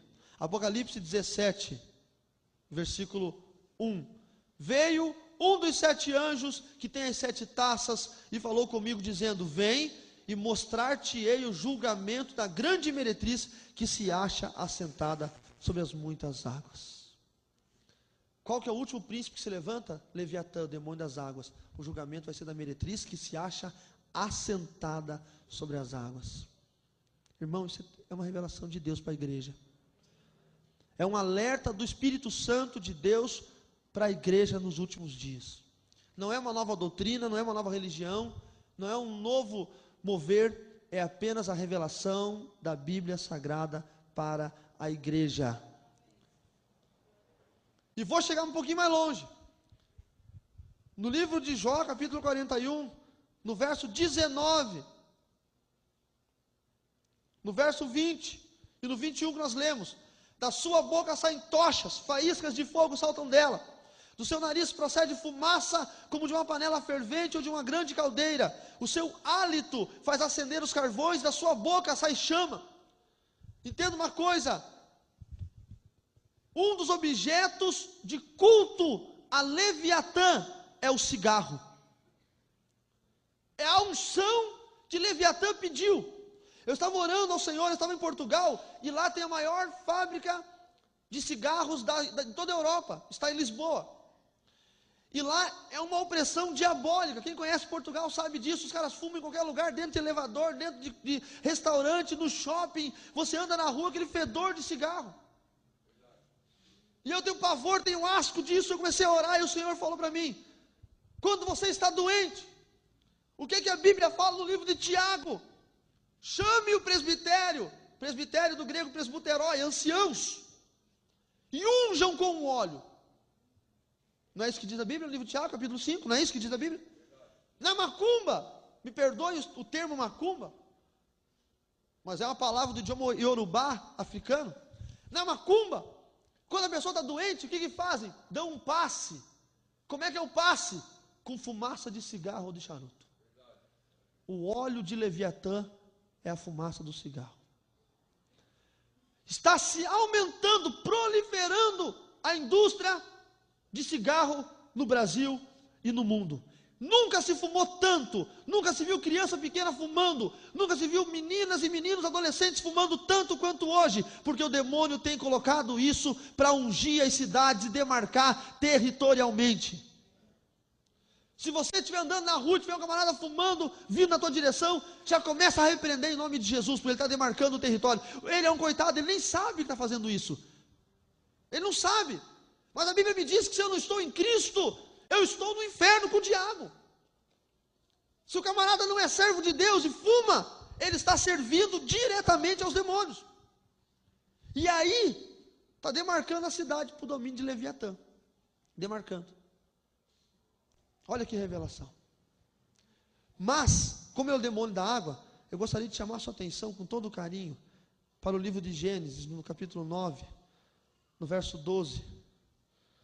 Leviatã veio subindo o nível do mar, acabando com a água potável, acabando com calota polar, acabando com tudo, assoreando o rio, poluindo as águas, derrubando o óleo na bacia de Guanabara, na bacia de Santos, não sei aonde. Leviatã veio com tudo, né? Mas olha o que Jeová, o meu Deus, diz aqui no livro de Gênesis, capítulo 9, verso 12, diz bem assim: e disse Deus, este é o sinal da aliança que ponho entre mim e vós, e entre todos os seres viventes que estão convosco, por gerações perpétuas. O meu arco tenho posto nas nuvens, e ele será por sinal de haver uma aliança entre mim e a terra. Sempre que houver nuvens sobre a terra, e aparecer o arco nas nuvens, eu me lembrarei da minha aliança, que está entre mim e vós, e todos os seres viventes e toda a carne, e as águas não se tornarão mais em dilúvio, para destruir tudo que tem vida. O mundo não vai acabar por água. Deus não vai deixar Leviatã vencer. Quem vai vencer é Jeová.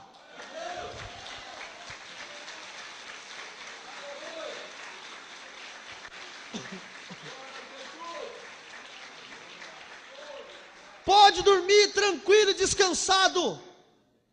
Podem derreter todas as calotas polares. Deus não vai permitir que o mundo se acabe por isso. Tem uma aliança entre Deus e você.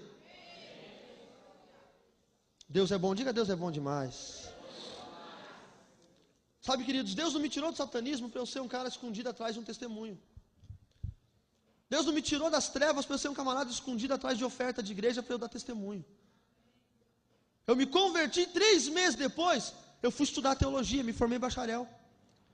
Fiz 2 pós-graduações, fiz 1 mestrado, fiz 2 doutorados, um deles é americano e o outro é brasileiro. Sabe por quê? Porque eu não me converti para ser um camarada que vive exaltando o diabo e falando dele todo o meu ministério. Eu me converti para jejuar, para orar, para buscar a revelação da palavra de Deus, para alimentar a igreja e para salvar almas. E eu glorifico a Deus porque o Senhor tem uns planos dele, são tão bons os planos dele. E eu era um satanista novo, e com 16 para 17 anos, eu tinha me formado mestre com 16 anos, mas já ia me converter com 17. Eu não sabia ainda.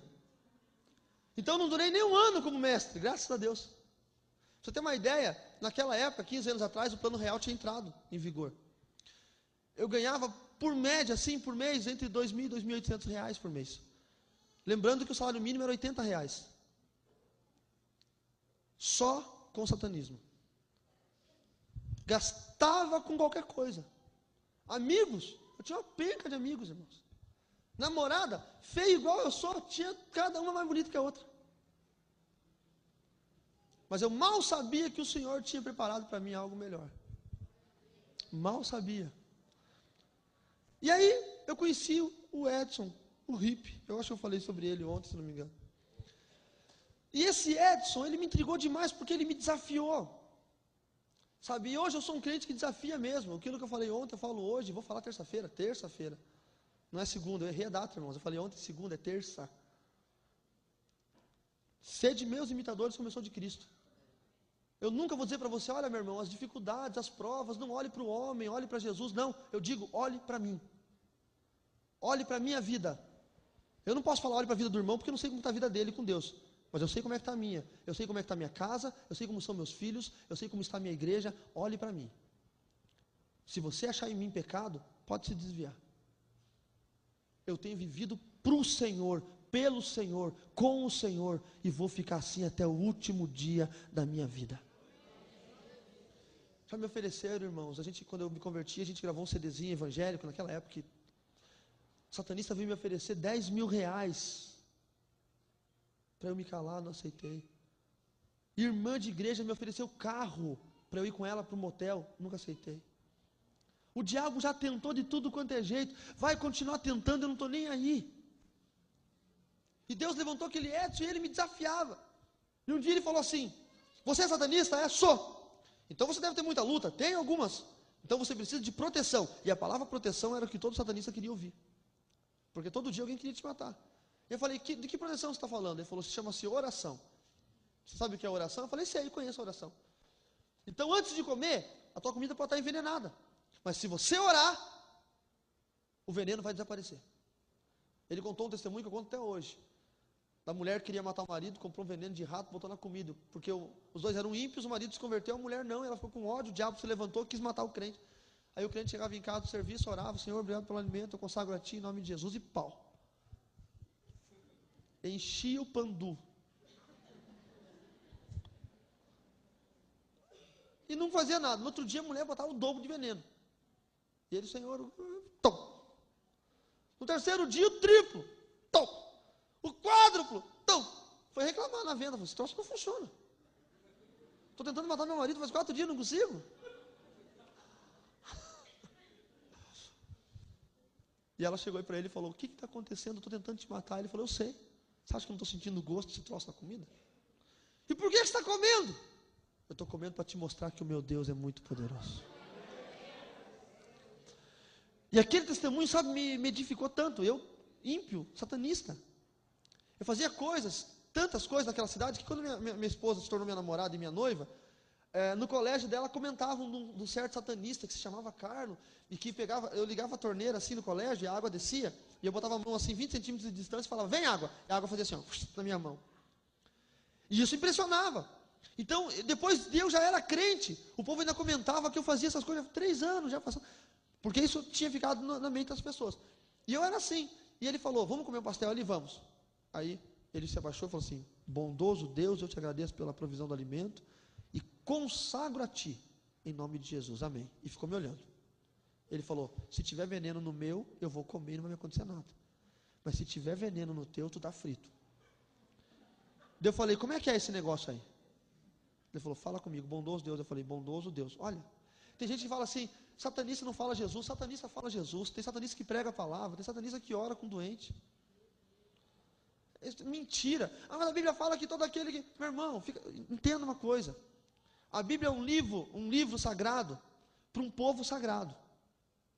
Não é um livro sagrado para um povo ímpio. As coisas da Bíblia funcionam para aqueles que creem no Senhor. Porque não crê, não funciona. Então o cara que não crê, as maldições estão ali, vão vir sobre a vida dele, mas ele não vai funcionar. Aí eu repeti: bondoso Deus, consagro esse alimento a Ti, consagro. Anula tudo, anula. Em nome de Jesus, eu falei: em nome de Jesus. Amém, amém. Deu aquele negócio, tipo o demônio, o Estilo se sentou do meu lado e falou: o que é isso? Proteção. Porque o Estilo sabia a história de Jesus e eu não sabia. Eu sabia a história que eles contavam, que houve uma briga entre Satanás e Jesus, e o que vencesse mataria o outro e penduraria o outro num lugar para todo mundo ver. E Satanás tinha vencido Jesus, matado Jesus e pendurado todo um monte para todo mundo ver que ele tinha perdido. Essa é a história que eu tinha conhecido desde que eu era menininho. Não sabia da ressurreição, não sabia de nada. Então, comi e falei: olha, a partir de hoje eu vou orar. Eu fui o primeiro satanista no mundo que orava antes das refeições. Tem muito crente que não faz isso até hoje. Tem muito crente aqui, e se Deus me der graça, eu vou começar a falar o nome de quem não ora aqui antes do almoço, apontar o dedo para tu. Né? Tem muito crente aqui que não ora, come, não está nem aí. Tem uns que eu conheço, são bem amigos meus, inclusive, que não oram, que comem direto. Aí, eu colei no Edson. Ele morava no mesmo hotel que eu morava no hotel. Então eu ia sempre falar com ele lá, e ele me contava a história da esposa dele, que tinha abandonado ele quando ele se converteu, mas ele até hoje, já passavam 5 anos, ele se mantinha casto para a esposa dele, comprava presente, mandava para ela, como se fosse o esposo mesmo. Não tinha perdido as esperanças. E eu, no fundo do meu coração, porque eu não era satanista, porque eu era ruim, irmãos, é porque eu cresci ali dentro. Eu nunca falei, vou ser bandido, não sei o quê, e vou virar. Não. Eu estava em busca de algo, de Deus talvez, mas não sabia como encontrar, eu não era mal. Tanto que eu saí porque eu não queria mais ver morte. Eu não tinha sido estudado para virar assassino, então eu não queria, porque quanto mais você vai entrando, coisas piores você tem que fazer. Então eu não era um cara mau, eu era um cara bom. Eu nunca tinha me drogado, nunca me droguei, nunca tomei um porre na minha vida, nunca fumei. Eu era um estudioso. Livros e mais livros, estudo e mais estudo. E aí eu me apeguei muito ao Edson. Na frente do hotel que eu morava, tinha uma livraria, tem até hoje, a Livraria Evangélica Esperança, Cascavel, Paraná, Avenida Carlos Gomes. O dono é o Dili, Nadir Moreira. E está lá, e até hoje ele está lá, ele existe. E ele me viu um dia e falou assim, rapaz, você joga bola? Eu falei, jogo bola. Porque todo mundo pensa que satanista vive de preto, cruz de ponta cabeça, você escuta heavy metal, anda assim na rua.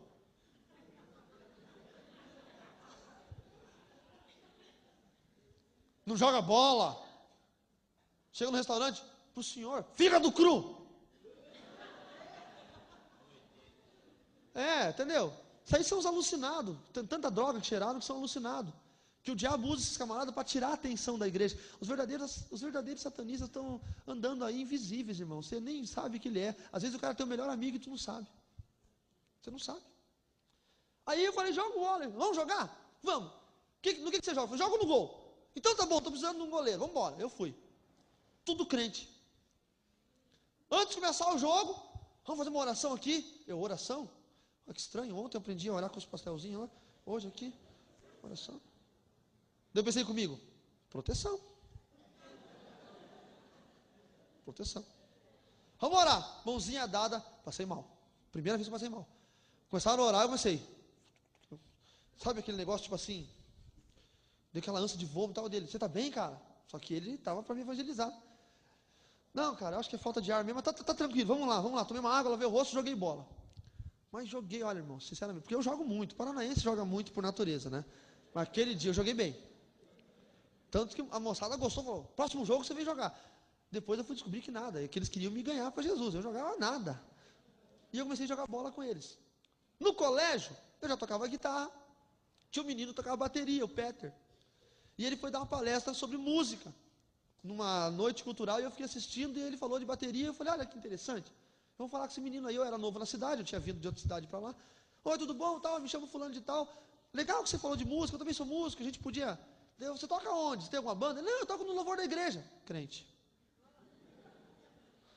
Está começando a incomodar esse troço. Para onde eu bato, dá em cara de crente. Aí, eu tinha que trabalhar secularmente, porque o meu dinheiro tinha que aparecer de alguma fonte. Eu consegui um emprego naquela época, internet, meu irmão, tinha nascido no Brasil.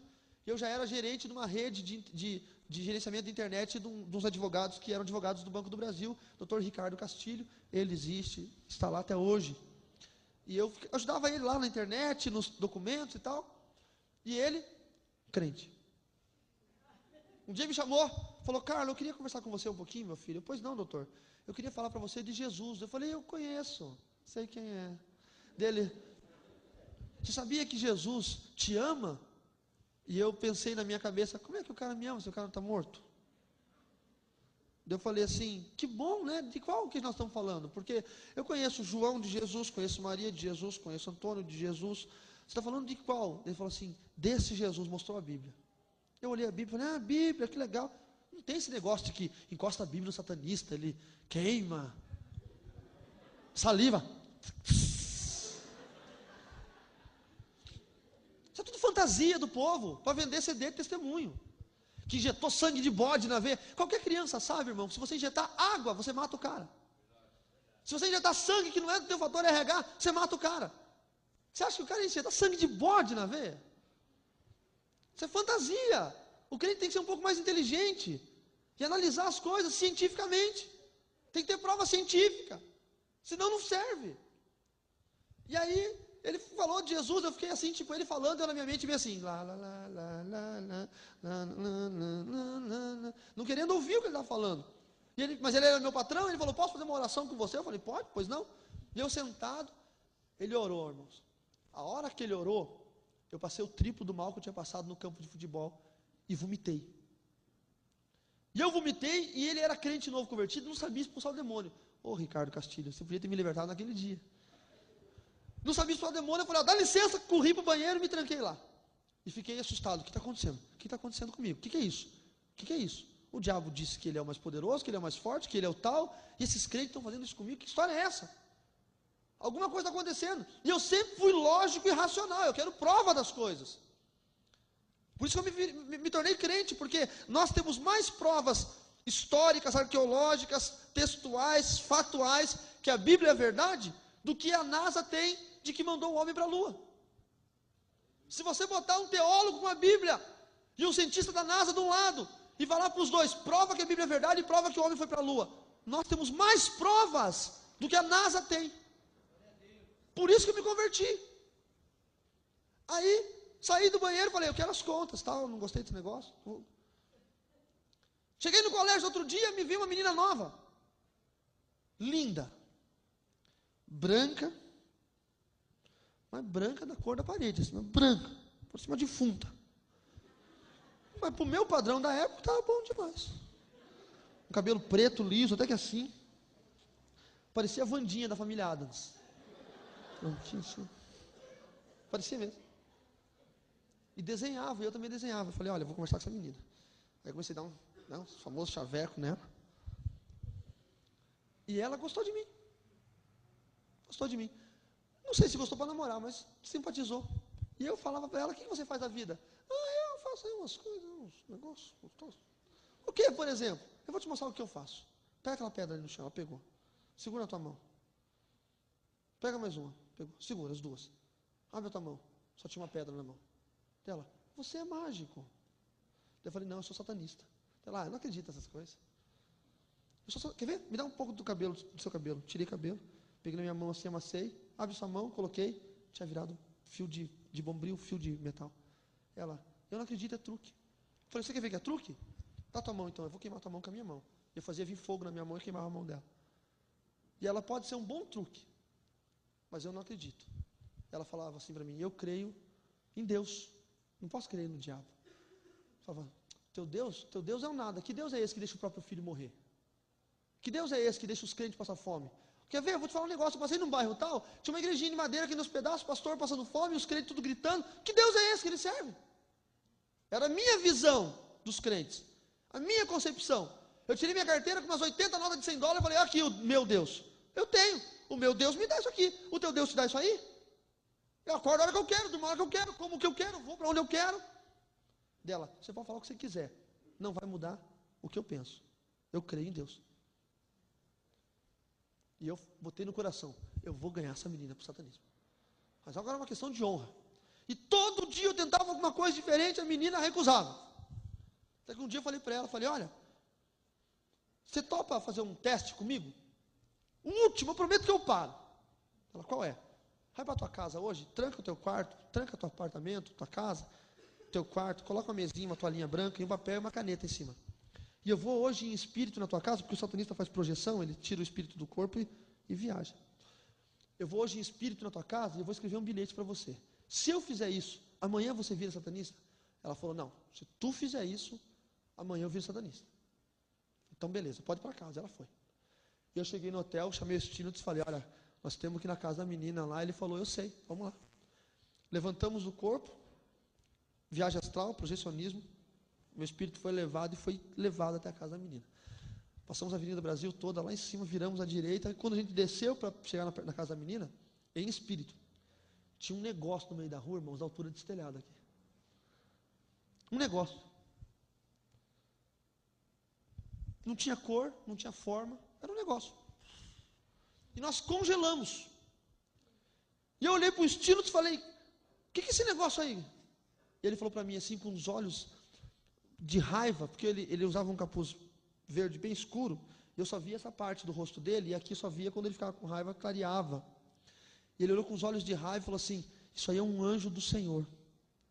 Ele teve que falar, é um anjo do Senhor. Hoje eu entendo por quê, porque Efésios fala que toda língua confessa, todo joelho se dobra que Jesus é o Senhor, em cima nos céus, embaixo da terra e nas águas debaixo da terra. O demônio teve que confessar, ele mordeu a língua para falar aquilo. E eu falei, bom, então, vai lá e tira ele, rapaz, vai lá. Ele olhou para mim assim e falou, com esse aí eu não posso, vai você, e desapareceu. O diabo é assim, sabe, ele te usa até onde ele quer, a hora que ele não consegue mais, te abandona. E eu fiquei parado, igual aqueles sonhos que você quer correr e não sai do lugar, e o anjo que não tinha asa, não tinha braço, não tinha nada, era um anjo, um negócio, qualquer coisa, ele fez um sinal para mim, eu entendi que era a mão dele fazendo assim, mas não tinha forma, e eu fui arrastado até ele. Quando eu cheguei na presença dele, ele falou assim, o que você quer aqui? E eu falei, eu quero que você saia da frente, porque eu vou na casa daquela menina lá, aquela casa lá, laranjadinha, e eu vou... Ele olhou para mim e falou, Carlos, falou o meu nome, eu acho que foi o primeiro que acertou meu nome de primeira, não é Carlos, Carlo. Ele falou, Carlos, Satanás está te enganando, e você e os demônios não vão tocar naquela casa, porque naquela casa mora uma família que teme ao Deus vivo de Israel. Quando eu leio que o Senhor acampa o seu anjo ao redor daqueles que o temem e os livra, eu vejo que a verdade do Senhor está aí. Aí eu xinguei aquele anjo, tudo quanto é nome, e sabe, me desesperei, e não teve jeito, e ele olhou para mim com um sorriso que não tinha boca, mas eu sentia que era um sorriso, e dele exalava um amor tão grande que me dava um ódio, como é que ele pode amar tanto? E ele disse, olha, Deus tem um propósito na tua vida, e você foi um escolhido de Jesus, pensa nisso, porque Jesus Cristo morreu por você, quem dera fosse por mim. Olha a vontade que o anjo tinha de que Jesus morresse por ele. Jesus não morreu por anjo. Quando o arcanjo Miguel, o anjo mais poderoso do céu, teve que lutar contra Satanás pelo corpo de Moisés, está lá no livro de Judas, ele teve que falar, o Senhor te repreenda. Por que o arcanjo Miguel não falou, em nome de Jesus larga? Porque Jesus não morreu por anjo, Jesus morreu por você. Nós temos autoridade no nome de Jesus.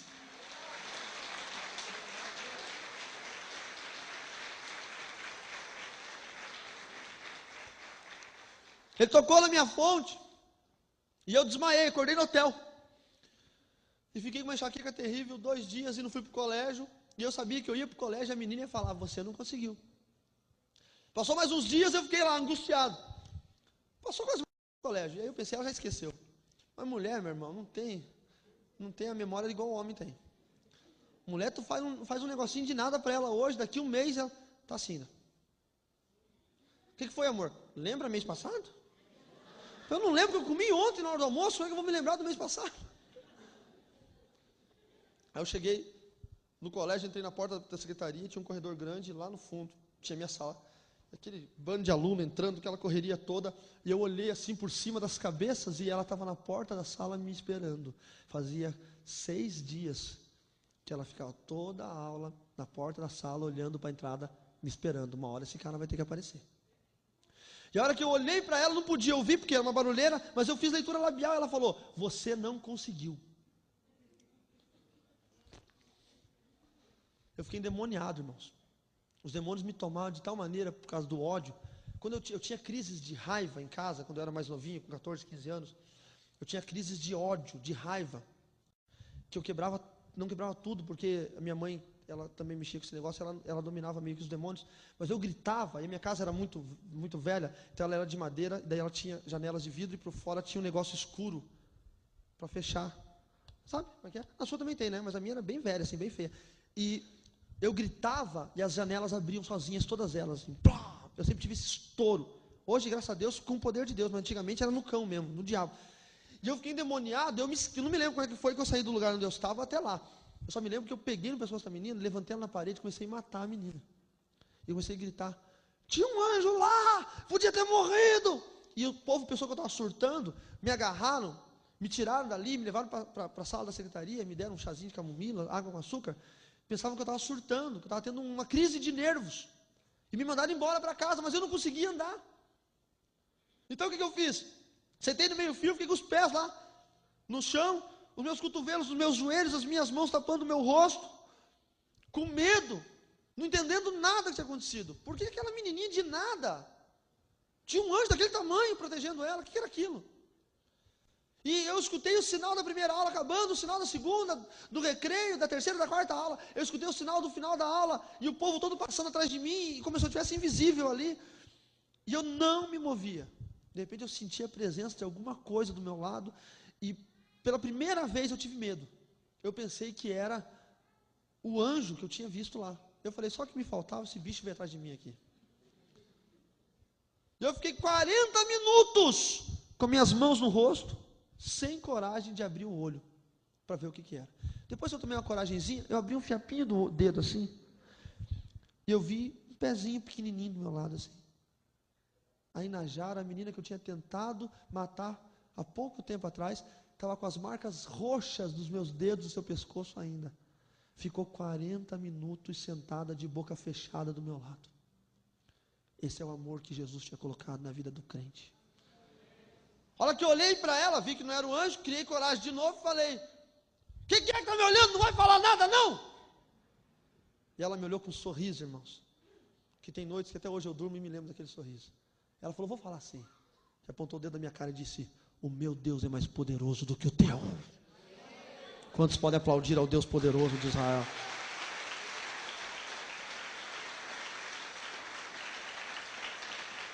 Nós servimos um Deus poderoso, amém, queridos? Aquilo ali quase me matou, amados. Aquilo ali fez com que eu tivesse a minha vida transformada, porque a voz do anjo dizendo: Jesus morreu por você, quem dera fosse por mim. Eu falei: Jesus morreu por mim, eu nem conheço ele. Que história é essa? A voz da Inajara falava: o meu Deus é mais poderoso que o teu. E eu achava que Satanás era o todo-poderoso. E aquilo ecoava dentro de mim, eu não conseguia dormir mais. Fui falar com o Dili, com o homem da livraria evangélica. Falei: Dilão, vem cá, deixa eu te perguntar um negócio para você. Que história é essa de Jesus? Me conta de Jesus. E ele tinha uma estratégia muito interessante para ganhar jovem. Ele falou assim: ele não dava confiança não. Não vou falar nada não, rapaz. Tu vai aprender sozinho? Está aqui um livrinho aqui, ó. Lê esse negócio aqui, ó. E jogou um livretinho laranjadinho chamado 4 Leis Espirituais. Aí tinha um vagão, uma locomotiva, uma Maria Fumaça, um vagãozinho. Aí tinha Jesus no comando, eu atrás. Tinha um redondinho trono, Jesus no trono, eu do lado, ou eu no trono da minha vida, Jesus do lado. Não entendi nada. E eu voltei a falar com ele e falei: Dili, eu tive uma experiência com um anjo, você acredita nisso? E ele falou: eu acredito porque eu tenho orado por você. E eu falei: o anjo disse que Jesus morreu por mim, que história é essa? E ele falou: olha, quero te mostrar uma coisa. Pegou a Bíblia e abriu no 3º dia, na ressurreição. Ele falou: eu não vou te falar o que você já sabe, que o diabo matou Jesus, você já sabe. Eu vou te falar o que você não sabe ainda. E começou a ler o texto. Irmãos, conforme ele lia aquele texto, era como se eu estivesse com calor de 80 graus e tomando uma garrafa de água gelada. Aquilo ia descendo e ia me refrigerando, sabe? Eu não chorava, porque para eu chorar eu sou meio duro na queda assim, mas ia descendo aquele refrigério, aquela certeza de que eu estava acertando uma vez na vida, aquela alegria de que eu estava ouvindo, tipo assim: ai, tá que enfim eu vou sumir desse negócio de gente morrendo, de ritual, de hierarquia rígida. Se eu chegasse 1 segundo atrasado, meu Deus do céu, eu podia morrer, e vai acabar tudo isso. E eu ia ouvindo aquilo, sabe? Aí o Dili leu o famoso versículo de Romanos 8. E ele, falando primeiro sobre a condenação: não há condenação para aqueles que estão em Cristo Jesus. Falou: você não está em Cristo Jesus, há condenação para você, mas você pode não ter. E ele leu João 8: se o Filho vos libertar, verdadeiramente sereis livres. Eu fui para o hotel onde eu morava e falei: vou virar crente. E o Dili tinha me dito: tu vai passar por prova agora porque tu leu a Bíblia, e o diabo vai se levantar. Então quando o diabo se levantar, você fala em nome de Jesus, ele vai recuar. E eu fui com aquele negócio. Cheguei no hotel que eu morava, eu tinha encontrado Satanás fisicamente 2 vezes.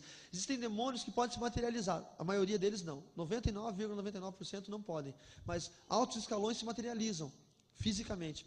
Eu tinha visto Satanás na minha iniciação, primeira vez, e tinha visto Satanás numa outra situação, que eu conto naquele livro Bruxaria, o Desvendar de Segredos Ocultos, quando ele me mandou para uma cidade para iniciar uma pessoa que acabou morrendo. E agora era a 3ª vez que eu tinha visto ele, tipificado de homem, não parecia como um monstro, parecia como um ser humano. E eu entrei no quarto do hotel onde eu morava, ele estava sentado na cama. E eu olhei para ele e, sabe quando você já não gosta mais de uma pessoa, que a pessoa já vê no teu olhar que tem alguma coisa errada? Eu olhei para ele, no olhar dele eu vi que tinha algo errado. E ele, com certeza, no meu olhar, viu que tinha algo errado. E ele falou assim para mim: o que está acontecendo, filho? Eu nunca, antes de Jesus, com Jesus é diferente, mas antes de Jesus, eu nunca tinha sido tão amado como eu fui por Satanás. Eu nunca tinha sido tão bem tratado, tão lisonjeado, tão cuidado, como eu fui por Satanás. Você não tem ideia como ele sabe cuidar e tratar bem uma pessoa. Só Jesus que ganha dele longe. Nenhuma mulher no mundo, nenhum homem no mundo trata uma pessoa como ele trata. Ele dá tudo que a pessoa quer, tudo. Só que tira a salvação na hora. E começa a matar a família dele um por um. Foi assim que a minha. E ele chegou e falou assim: meu filho, você está doente, filho. O que está acontecendo com você? Você está andando com aqueles caras que eu falei para você não andar. E eu disse assim para ele: eu não suporto a mentira. E você me mentiu acerca de Jesus. Ele falou: eu omiti. Porque na hora não adiantava ele falar que sim, que não, porque ele já sabia que eu já estava com o meu coração. E naquela hora eu me lembrei que um dos rituais da tradição, você era elevado pelo teu espírito e subia no céu, projecionismo, e entrava num funil, e nesse funil você saía no espaço sideral, olha que louco, e achava uma catedral, e entrava nessa catedral e pegava um livro, você via as pessoas mortas, a sua família e tal, e pegava um livro que era o seu livro, e você lia a tua história passada e o seu futuro você lia ali também. E quando eu fui ler o meu livro, numa parte dele tinham páginas em branco. E quando eu voltei desse ritual, eu falei com o Luiz, que era meu mestre naquela época, falei: Luiz, por que na tal parte tinha páginas em branco? E ele falou para mim que vai ser uma hora na sua vida que você vai ter que tomar uma grande decisão. E eu não sabia que era o dia da minha conversão, que o diabo não podia mais escrever na minha vida. As páginas em branco é que o diabo não podia mais escrever. Então naquela hora eu me lembrei disso. E eu falei: o livro. E Satanás falou: que livro? O livro que eu vi lá em cima, as páginas em branco, é isso. E ele começou a me ofender de uma tal maneira e ficou transformado, desfigurado. Você vê esses filmes de terror, irmão, não assista, mas sabe, esses monstros, não é 1% do que eu vi a 2 metros de distância. Não é 1% do que eu vi. E aí ele falou assim: você não tem amor próprio, eu vou te matar então. Ele falou: Stinots, mata ele. O Stinots estava dentro de mim, eu comecei a sentir uma pressão no meu estômago e uma dor muito grande, e já veio o gosto de sangue na minha boca, e eu sabia que ele estava me matando. Então naquela hora eu não sabia o que fazer, me lembrei do Dile, meu pai na fé, falando: quando o diabo for te matar, clama o nome de Jesus, porque no livro de Salmo 72, verso 12 diz: ele auxiliará aquele que está aflito, necessitado, que não tem quem o ajude, quando ele clamar. E eu tinha que clamar, mas eu não sabia como é que era. Jesus, eu gritei assim: Jesus do Dile, me ajuda! E naquela hora eu senti como que se o estilo tivesse sido arrancado de mim.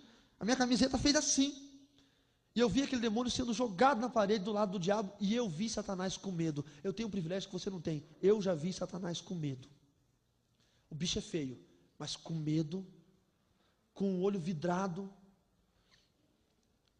Aí ele falou assim: eu vou matar tua mãe, já que você não morre, eu vou matar tua mãe. Saiu dali, foi lá em União da Vitória, pegou minha mãe ficou endemoniada, chutou um balcão de embuia, meu irmão me contou depois, pesadíssimo assim, colou na parede, começou a escrever coisas em línguas demoníacas no chão. Foi terrível, e pegou um câncer no sangue, que foi consumindo todos os órgãos dela. Eu saí do hotel, corri para frente para o bar do Joel. O Joel está lá ainda na Avenida Carlos Gomes, em Cascavel. Peguei um café, eu era muito amigo dele, entrava dentro do balcão. Peguei um café, botei leite, e eu estava tremendo, e eu derrubei assim na minha mão, e saí do balcão, fui lavei a mão na pia, e voltei correndo pegar o café. A hora que eu fui pegar o café, o copo andou.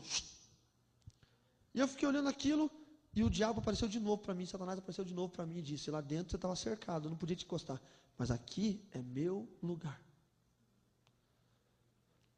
Sabe, aquele bar ali, muitas vezes eu fazia o meu apelido lá, de brincadeira, eles me chamavam de Paul, porque era poltergeister, olha que apelido do inferno. Porque eu ficava desligando a televisão do bar, assim, com a força do pensamento. Eu fazia assim, e a televisão desligava, fazia assim, a televisão ligava. E fazia coisas andar e se mover e tal, e as pessoas desenhavam um desenho longe de mim, eu tapava meus olhos, vinha aqui, eu desenhava, e pegava o desenho que ela fez, e o meu, e comparava, dava o mesmo desenho. E eu comecei a tremer ali, e com medo, e chorar. Eu saí correndo e fui para a porta do bar, e para o meu lado direito tinha a Avenida Brasil, e para o meu lado esquerdo tinha a livraria evangélica do Dile, e era dia 12 de julho, 4 horas da tarde, sexta-feira, chovendo, e eu não sabia o que fazer, e eu ouvi uma voz dizendo: corre para a Avenida Brasil, corre para a Avenida Brasil, foge para a Avenida Brasil. E eu fui para correr para lá, era o diabo me instigando a correr, eu ia ser atropelado. A mão do Senhor me segurou, e disse: vai para a livraria. Irmãos, Jesus Cristo de Nazaré é minha testemunha. Quando eu entrei na livraria do Dile, bateu um vento, encheu de galho e folha dentro e acabou a luz do quarteirão inteiro. O Dili olhou para mim desesperado. Ele viu que o negócio estava feio e eu falei, Dili, me ajuda. Ele falou, corre e se esconde naquele quarto de trás. E eu fiquei lá atrás e ele chamou o pastor da igreja, o Nelson, pastor que me ganhou, fez a minha oração de renúncia, me casou, Nelson Martins. E o Nelson chegou voando. E ele pegou em 8 segundos de oração. Ele anulou 8 anos de estudos dentro do satanismo. 8 anos de Satanás trabalhando no meu coração e na minha vida e na minha família foram jogados por terra por 8 segundos de oração. Hoje eu posso dizer, o meu Deus é mais poderoso.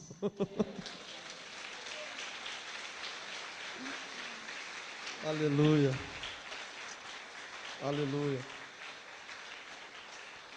Eu sei que o horário está longe ainda, já está passando, mas eu quero só, quando eu li o livro de João, Jesus clamou, Lázaro, vem para fora. Sabe, naquele dia que eu estava naquele bar, eu tenho certeza que Jesus estava do lado de fora daquele bar, clamando, Ribas, vem para fora. Eu estava amarrado, olha a situação de Lázaro, mãos amarradas, pés amarrados, rosto enfaixado, não podia andar, não podia se mover, não podia ver. Era assim que eu estava, amarrado. A Bíblia é papel, papel aceita tudo, a Bíblia foi escrita por homens. Cego, enfaixado, amarrado. Primeira ordem que Jesus deu sobre a minha vida, desatai-o. Livre esse menino, desamarre ele. E eu fui estudar, irmãos, eu passei 3 meses sendo liberto. 3 meses manifestando demônio, todos os dias. 3 meses. Quando o último demônio saiu, eu me lembro muito bem, eu estava muito cansado, eu tinha síndromes, eu voltava e fraco, me davam leite, me davam fruta, e me passavam panos assim para me limpar, e os demônios manifestavam de novo, e a equipe que estava libertando, lutava de novo com eles, e eu me lembro que numa última hora, eu escutava a oração deles muito longe, e eu olhava um jardim muito grande, e tinha uma porta muito medieval, assim, que as portas antigas, medieval, muito grande também, e de repente veio correndo lá do longe um demônio, com uma cara horrorosa, medonha, com um manto verde assim, com o capuz de fora, e eu entendi que era o estilo, disse que a vida toda, eu nunca tinha visto o rosto dele, só o capuz, e ele correndo sem o capuz, ele era horrível, ele era horripilante, ele era o meu rosto, só que podre, detonado, se deformado, ele era aquilo que o diabo queria para a minha vida, e ele veio correndo, e olhou para mim com um olho de raiva, com os olhos de chama de fogo, mas não como os de Jesus, de raiva, sabe, chispando de fogo, e ele olhou para mim assim, antes de ele abrir a porta, ele falou, eu vou pegar ele, e abriu a porta, e saiu, e a hora que ele saiu, eu acordei, e o pastor Nelson caiu de um lado, sentado, todo mundo chorando, de alegria, se abraçando, e o Nelson falou, o último demônio saiu. Esse demônio derrubou meu pastor da fé, armou uma cilada na igreja, com uma endemoniada, que acusou ele perante o conselho de assédio sexual, e ele nunca encostou naquela mulher, porque eu sei, porque eu era o tipo do discípulo que morava debaixo da barra da calça do pastor, eu sempre fui o melhor crente da igreja, o primeiro a chegar, o último a sair, nunca, a equipe de libertação do meu pastor, eu fui o primeiro a fazer parte dela, e ele ficou tão revoltado com a injustiça que a igreja fez, que se desviou, quis matar todo mundo, não sei o que, não queria ver ninguém. Passaram-se anos. Eu nunca mais vi o Nelson. Depois que fui ordenado pastor, Deus me cobrou. Deus falou, você vai atrás do Nelson e vai ganhar ele de volta.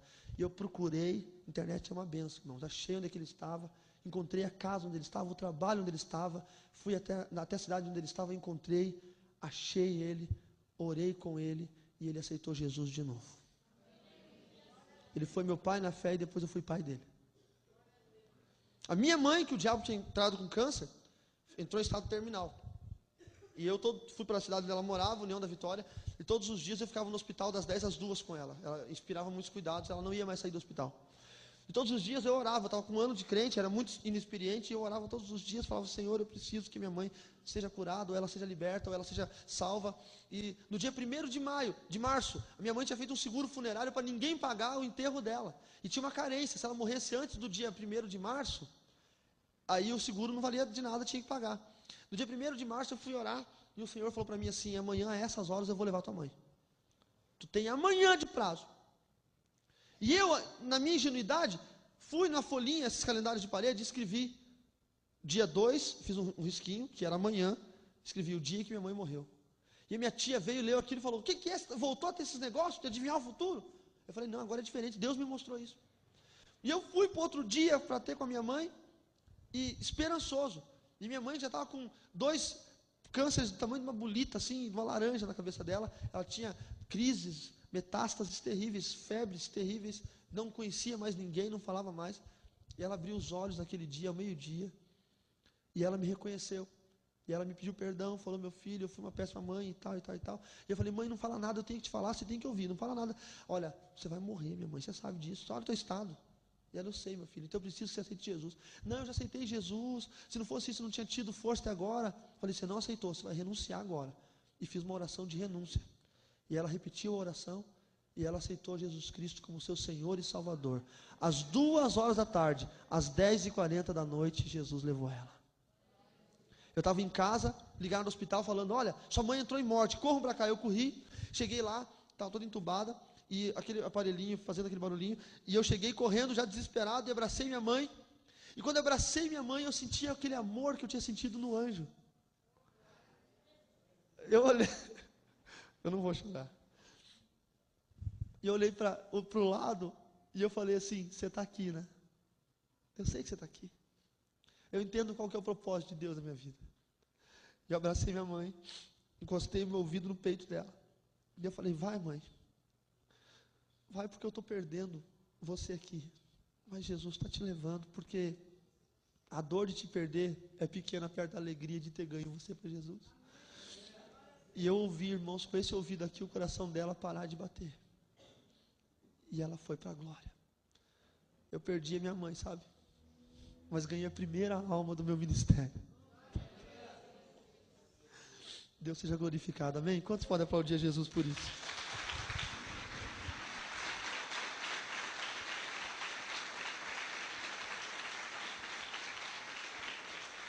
E ela vai estar lá, eu sei.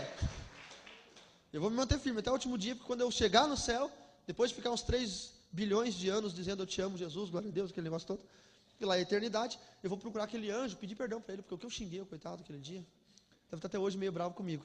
E aí, em terceiro lugar, eu vou achar minha mãe e vou falar: a paz do Senhor, irmã. Coisa que eu nunca pude fazer na minha vida. Mas eu vou dar a paz do Senhor para minha mãe. Amém, queridos? Queridos, é muita coisa, a história de uma vida é difícil falar num culto. Mas eu espero que Deus tenha falado com você.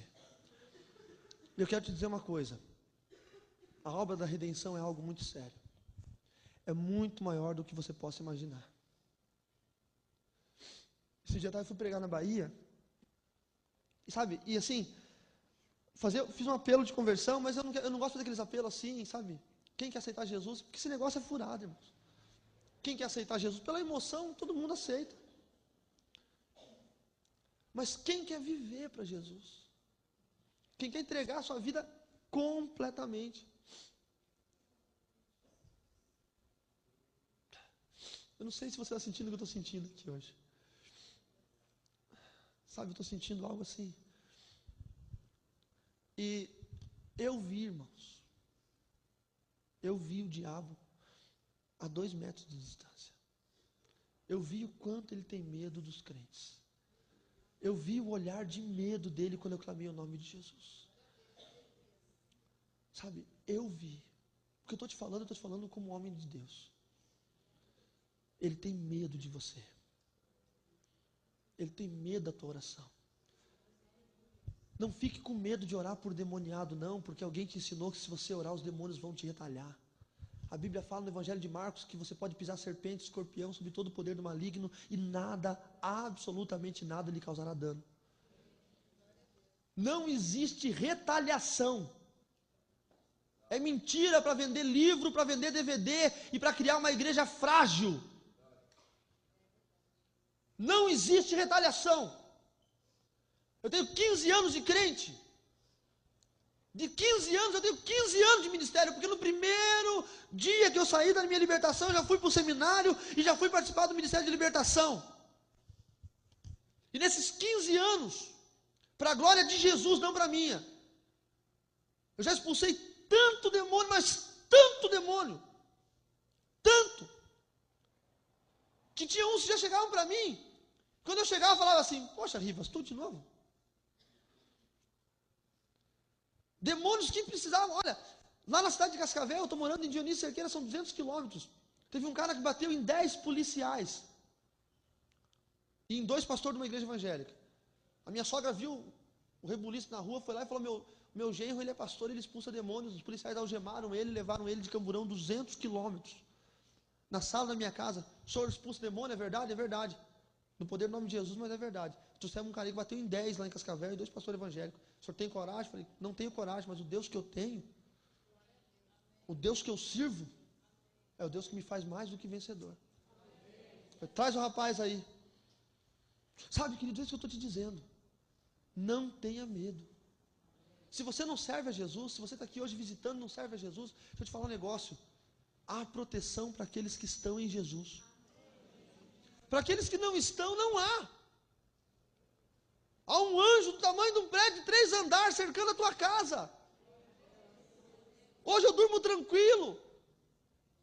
Na frente da minha igreja passavam uns caras bêbados e jogavam garrafas de cerveja long neck e furavam o pneu dos carros dos crentes. Um dia eu fiquei bravo e peguei o óleo, fui lá e ungi a esquina, mandei o cão ir lá para o inferno de volta, na outra esquina também, e falei, não joga mais garrafa aqui, ninguém. Daí no outro dia de noite, escutamos um barulho, eu moro do lado da minha igreja, sim, no apartamento do lado, escutamos barulho, e a minha esposa me acordou, amor, 3 bêbados vindo, cheio de garrafa de cerveja na rua. Eu falei, não vai acontecer nada, eu já liberei a palavra nessa rua, e olha, Jesus Cristo é minha testemunha. O bêbado parou na frente da minha igreja, olhou para frente da igreja, se ajoelhou e fez assim, pegou a garrafinha e foi embora. O diabo teve que se ajoelhar na frente da igreja, porque um profeta levantou a voz e ordenou. É isso que Deus quer para você. É isso que Deus quer para você. Entenda isso. Não é uma igreja fragilizada, é uma igreja vitoriosa.